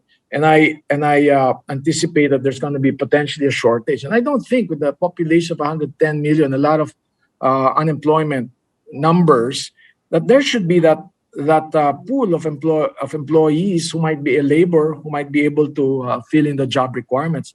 But the fact is, it's always a struggle, and our partners know this, and we struggle through it as well. So there has to be a way to get to the bottom of it, try to ascertain what the root cause is, and try to really address why laborers are stuck wherever they're stuck, why they're afraid to come in. They're not. Are they afraid of getting the vaccine? There's concerns about getting sick. Because once all of these projects come in, there's going to be a scramble for this labor. And allied to that is to increase productivity and really get them to be better trained. No? And the same thing is, whilst we have a lot of great talent overseas in the Middle East, in Europe even, in the sector, probably government should entice them to come back, and more importantly, retain them here, top talent, as we see that the workforce in that sense is getting a lot of top talent back from these Middle Eastern countries and other countries where there's heavy on infrastructure projects.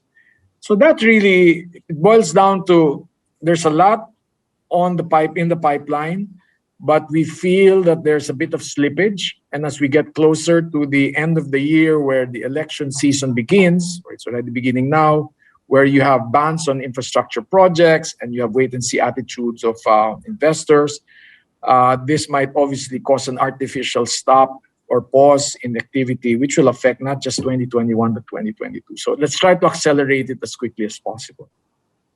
My 10 cents worth. Thank you very much. Thank you, Sir Jocot. And they have a very good point there in terms of really, let's not forget about the investors, no? The domestic and foreign, especially foreign, which is understandable that foreign investors are all afraid, no? Especially in 2020. So we must do our best as well to encourage them, no? Especially now that we are slowly recovering. So after the vaccination program, so let's encourage more of them to accelerate the buildup of our economy.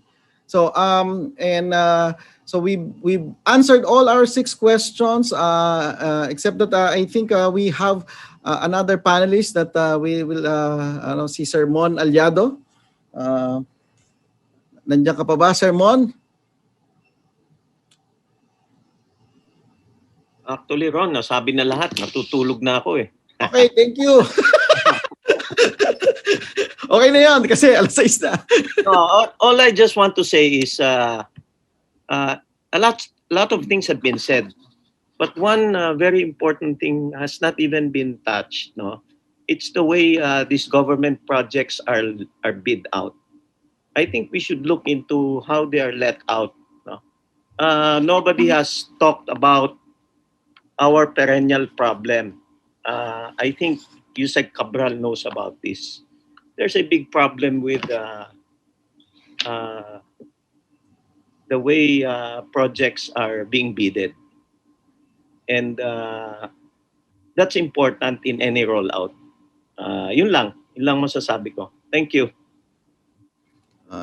Okay, thank you, Sir Mon. And since binanggit nyo si Yusek Cabral, let's give her 30 seconds to respond. What can I say? We have our rules, no? The procurement law, the RA 9184, as our guidebook in tendering infrastructure projects that are locally funded. And we follow the International Lending Institution guidelines as well for our ODA projects and the BOT law for the PPP projects. Well, we would probably have to have another forum to discuss procurement issues, no? Not only in the Department of Public Works and Highways, but also in other agencies as well. We implement more than half. The rest are implemented by other agencies as well. And maybe we can talk to the stakeholders and bring in experts also from the GPPB, as well as from other agencies, so that we can come up with some solutions and recommendations to submit to the Government Procurement Board. Thank you, Yusek. So tama yun. Thank you, Yusek. Hi, Mon. Hi, Yusek. Good afternoon. Very nice presentation, Yusek. Thank you. And maybe to add, CF can arrange that. Yes. So that's one big next step, no? So that was brought up by Sir Mon Aliado. So we will have a part 2 of this program, which is bidding. Prop, segue prop sa next project mo. Thank you. Yes, sir. We will do that. I hope you don't mind. I promise all the talking panelists they will have 1 minute, 1 minute closing statement, but I don't think we have time. That would be another 20 minutes. So my request is that we use the chat box. Everything is recorded naman sa lahat ng to. Can you just type in your 1 sentence, 2 sentences, 3 sentences of your message, inspirational message, or whatever last minute recommendation? Can we just use the chat box? So while we are wrapping up, I will call the next speaker, to present to us what will happen after this one. So kailangan may mangyari dito sa recommendations natin. So while we're doing that, I request everyone to just type in both the talking and the non-talking panelists here, no? So if you can have your closing statement in the chat box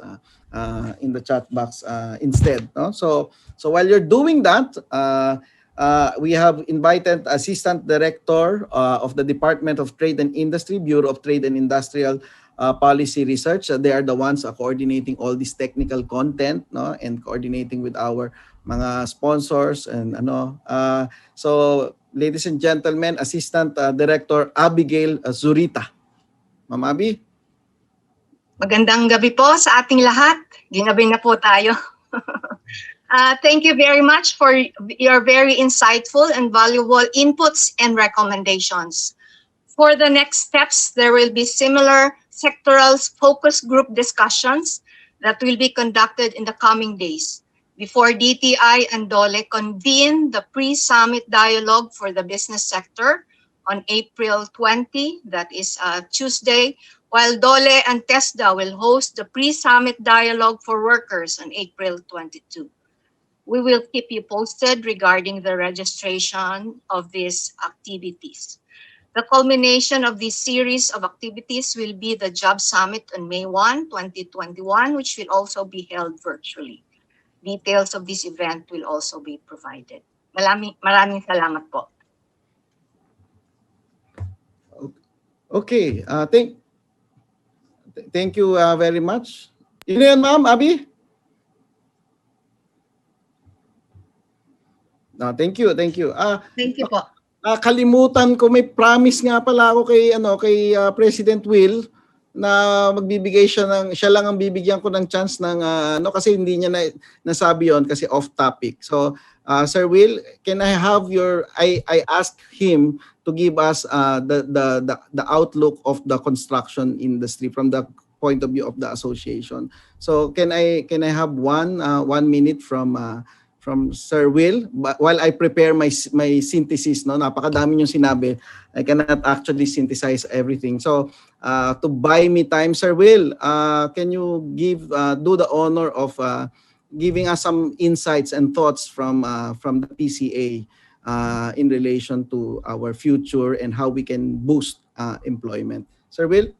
Okay, thank you, Ron, for this opportunity. Actually, we conduct a survey last November, and there are top concerns of our contractors. No, they said that 80% have listed quarantine conditions, 77% health protocols, 70% manpower, 66% transportation, 63% cash flow, 60% clients directives, 55% supply chain, and 85% felt optimistic about 2021 as the government used infrastructure to fuel the economic bounce back. But unfortunately, we seem to be in a more dire situation, right? Hopefully, by the end of the second quarter of this year, the government will be able to catch up. No? And maybe the government should also consider extending support to contractors and provide opportunities, especially to our MSMEs. No? As a matter of national priority. And of course, the private sector can only keep the gears moving, but the government must lay out the conducive landscape. And we are really advocating the 30 years master development plan. As you know, this will be part of the 10-year roadmap of the CIAP and is now in Congress, and hopefully it will become law. And that's it. No? Thank you, Ron.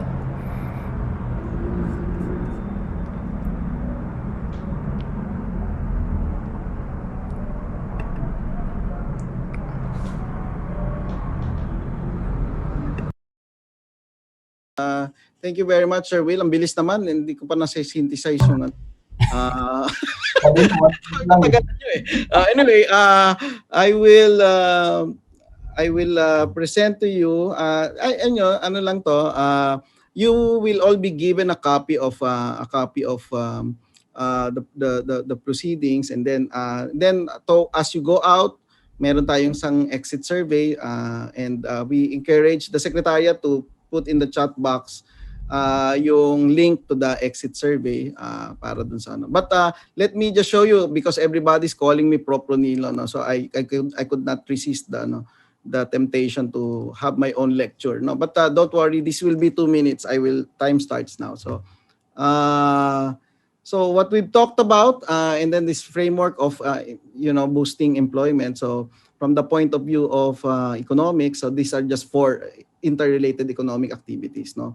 Again, a lot of you mentioned it's all about spending and investment, so consumption spending and investment spending. So but that will boost production, and if that particular boost in production will lead to additional employment, and employment will lead to income, and income will have a second round of effect for spending, and so the cycle goes. In the words of Sarah Geronimo, ikot-ikot lang, or round and round and round. So anyway,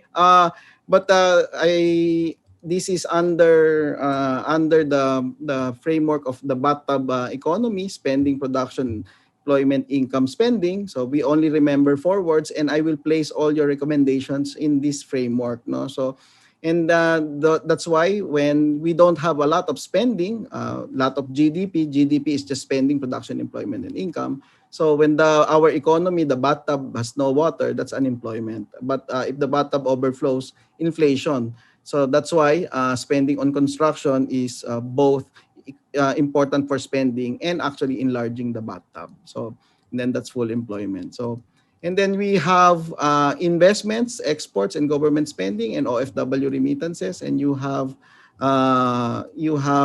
savings, imports, and taxes. And so you have monetary policy, exchange rate policy, and fiscal policy. And then the last item there is actually rubber ducky. So sino ba si rubber ducky? Si rubber ducky is the most technical term in macroeconomics, which is called the animal spirit. So you can get it from BSP na Business Confidence Survey and Consumer Confidence Survey. So tingnan natin yung mga ano. So sa tingin ko 2 minutes na. So yun na. Ito na yung mga recommendations nyo. So from that point of view, we have how do we now ensure na our construction sector and the whole economy will recover? So we've talked about wage subsidies and financial subsidies, build, procurement and billing and payments, the CREATE law that will reduce corporate income tax and boost investment incentives. Si rubber ducky, which is very important, which is the vaccination rollout, because when there's no confidence, there's no animal spirit for people to spend, for consumer to spend, for investors to spend on the future, there will be no spending. So, and then we've heard a lot of you talking about buy local and then the raw materials, buy local raw materials as much as possible. And then we've heard a lot of you talk about support and incentives for training, investments for digital technology. So sa academe, sa private sector, sa government, everybody talked about there's no choice. Let's all shift towards digital transformation.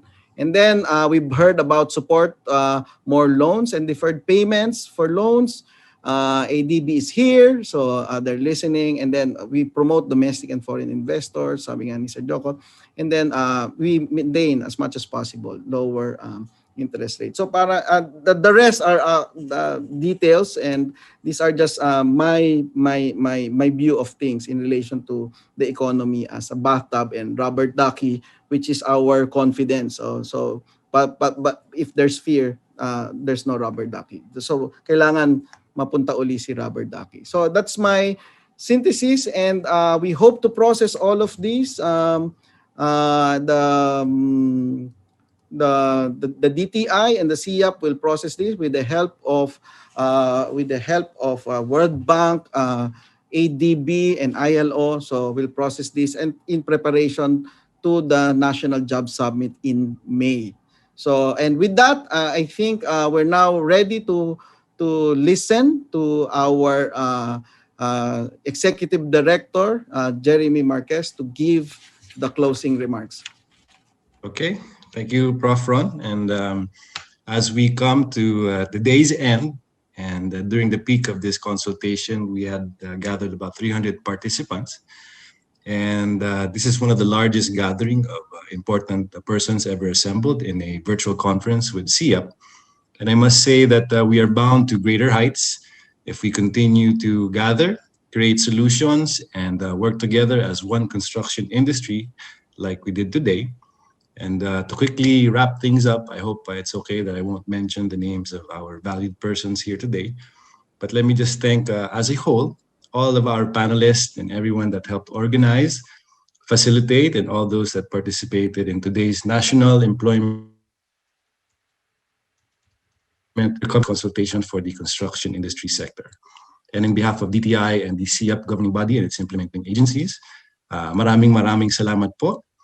Your valuable insights and recommendations will be processed and by the government policymakers to create concrete policies and programs under the National Employment Recovery Strategy. And when we think about construction industry, what immediately comes to mind is the blueprints, cement, steel, heavy equipment, Yet these are all products of other industries. And as one respected industry captain admits, that the construction industry is not about the enterprise. The construction workers, both skilled and unskilled, are the very core of our industry. And putting all of these components together to build a strong foundation on which all other businesses will stand on, our most important resource is the construction workforce. And without them, our companies will cease to survive and the whole industry will cease to exist.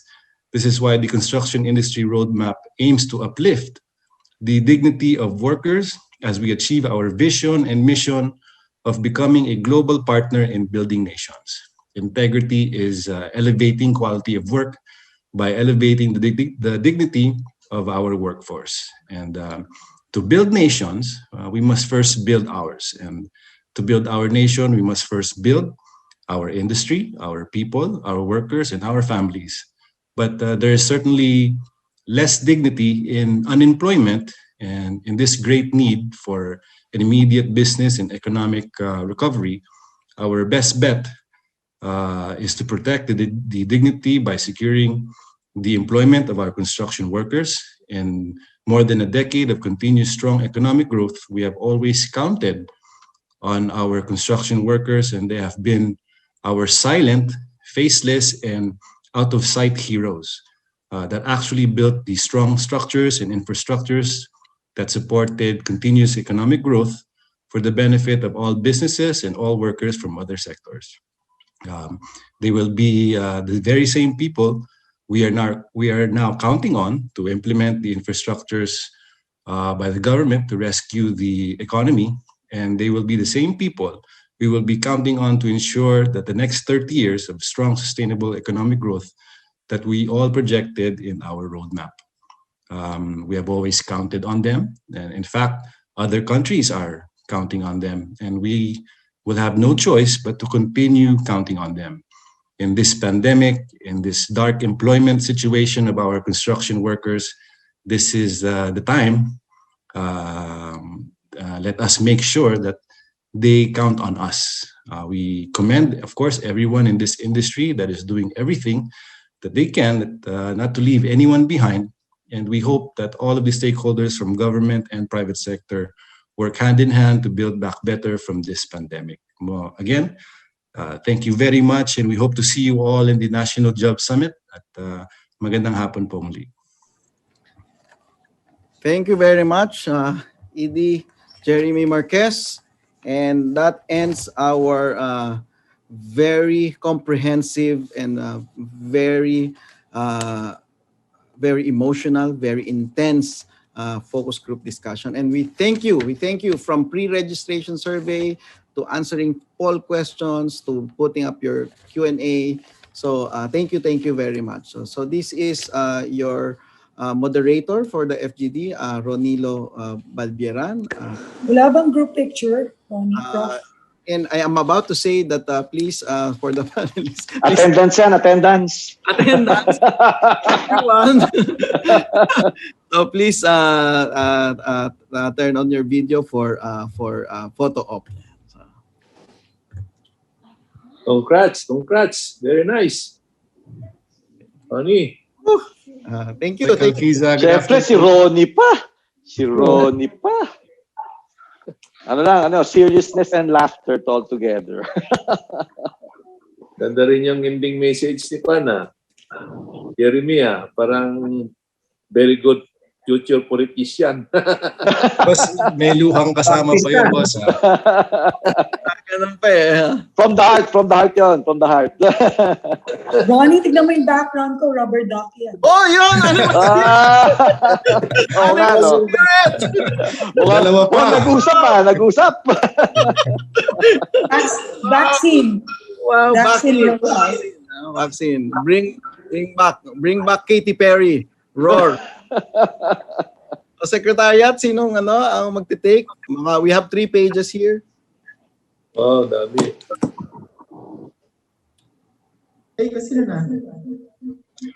Okay. NJ? One more. Oscar, harap ka muna. Yan. Ako, nag-CR pa yata si Sir Sid eh.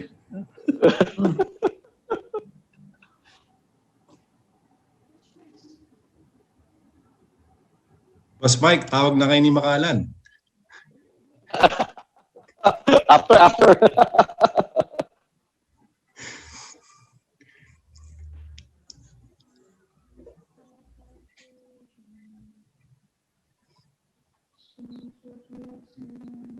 Video na yata yan, Prof. Call po. Kamusta ba? Yes, sir. Okay na po. Thank you. Nami-miss ko Prof. Ronnie, ah.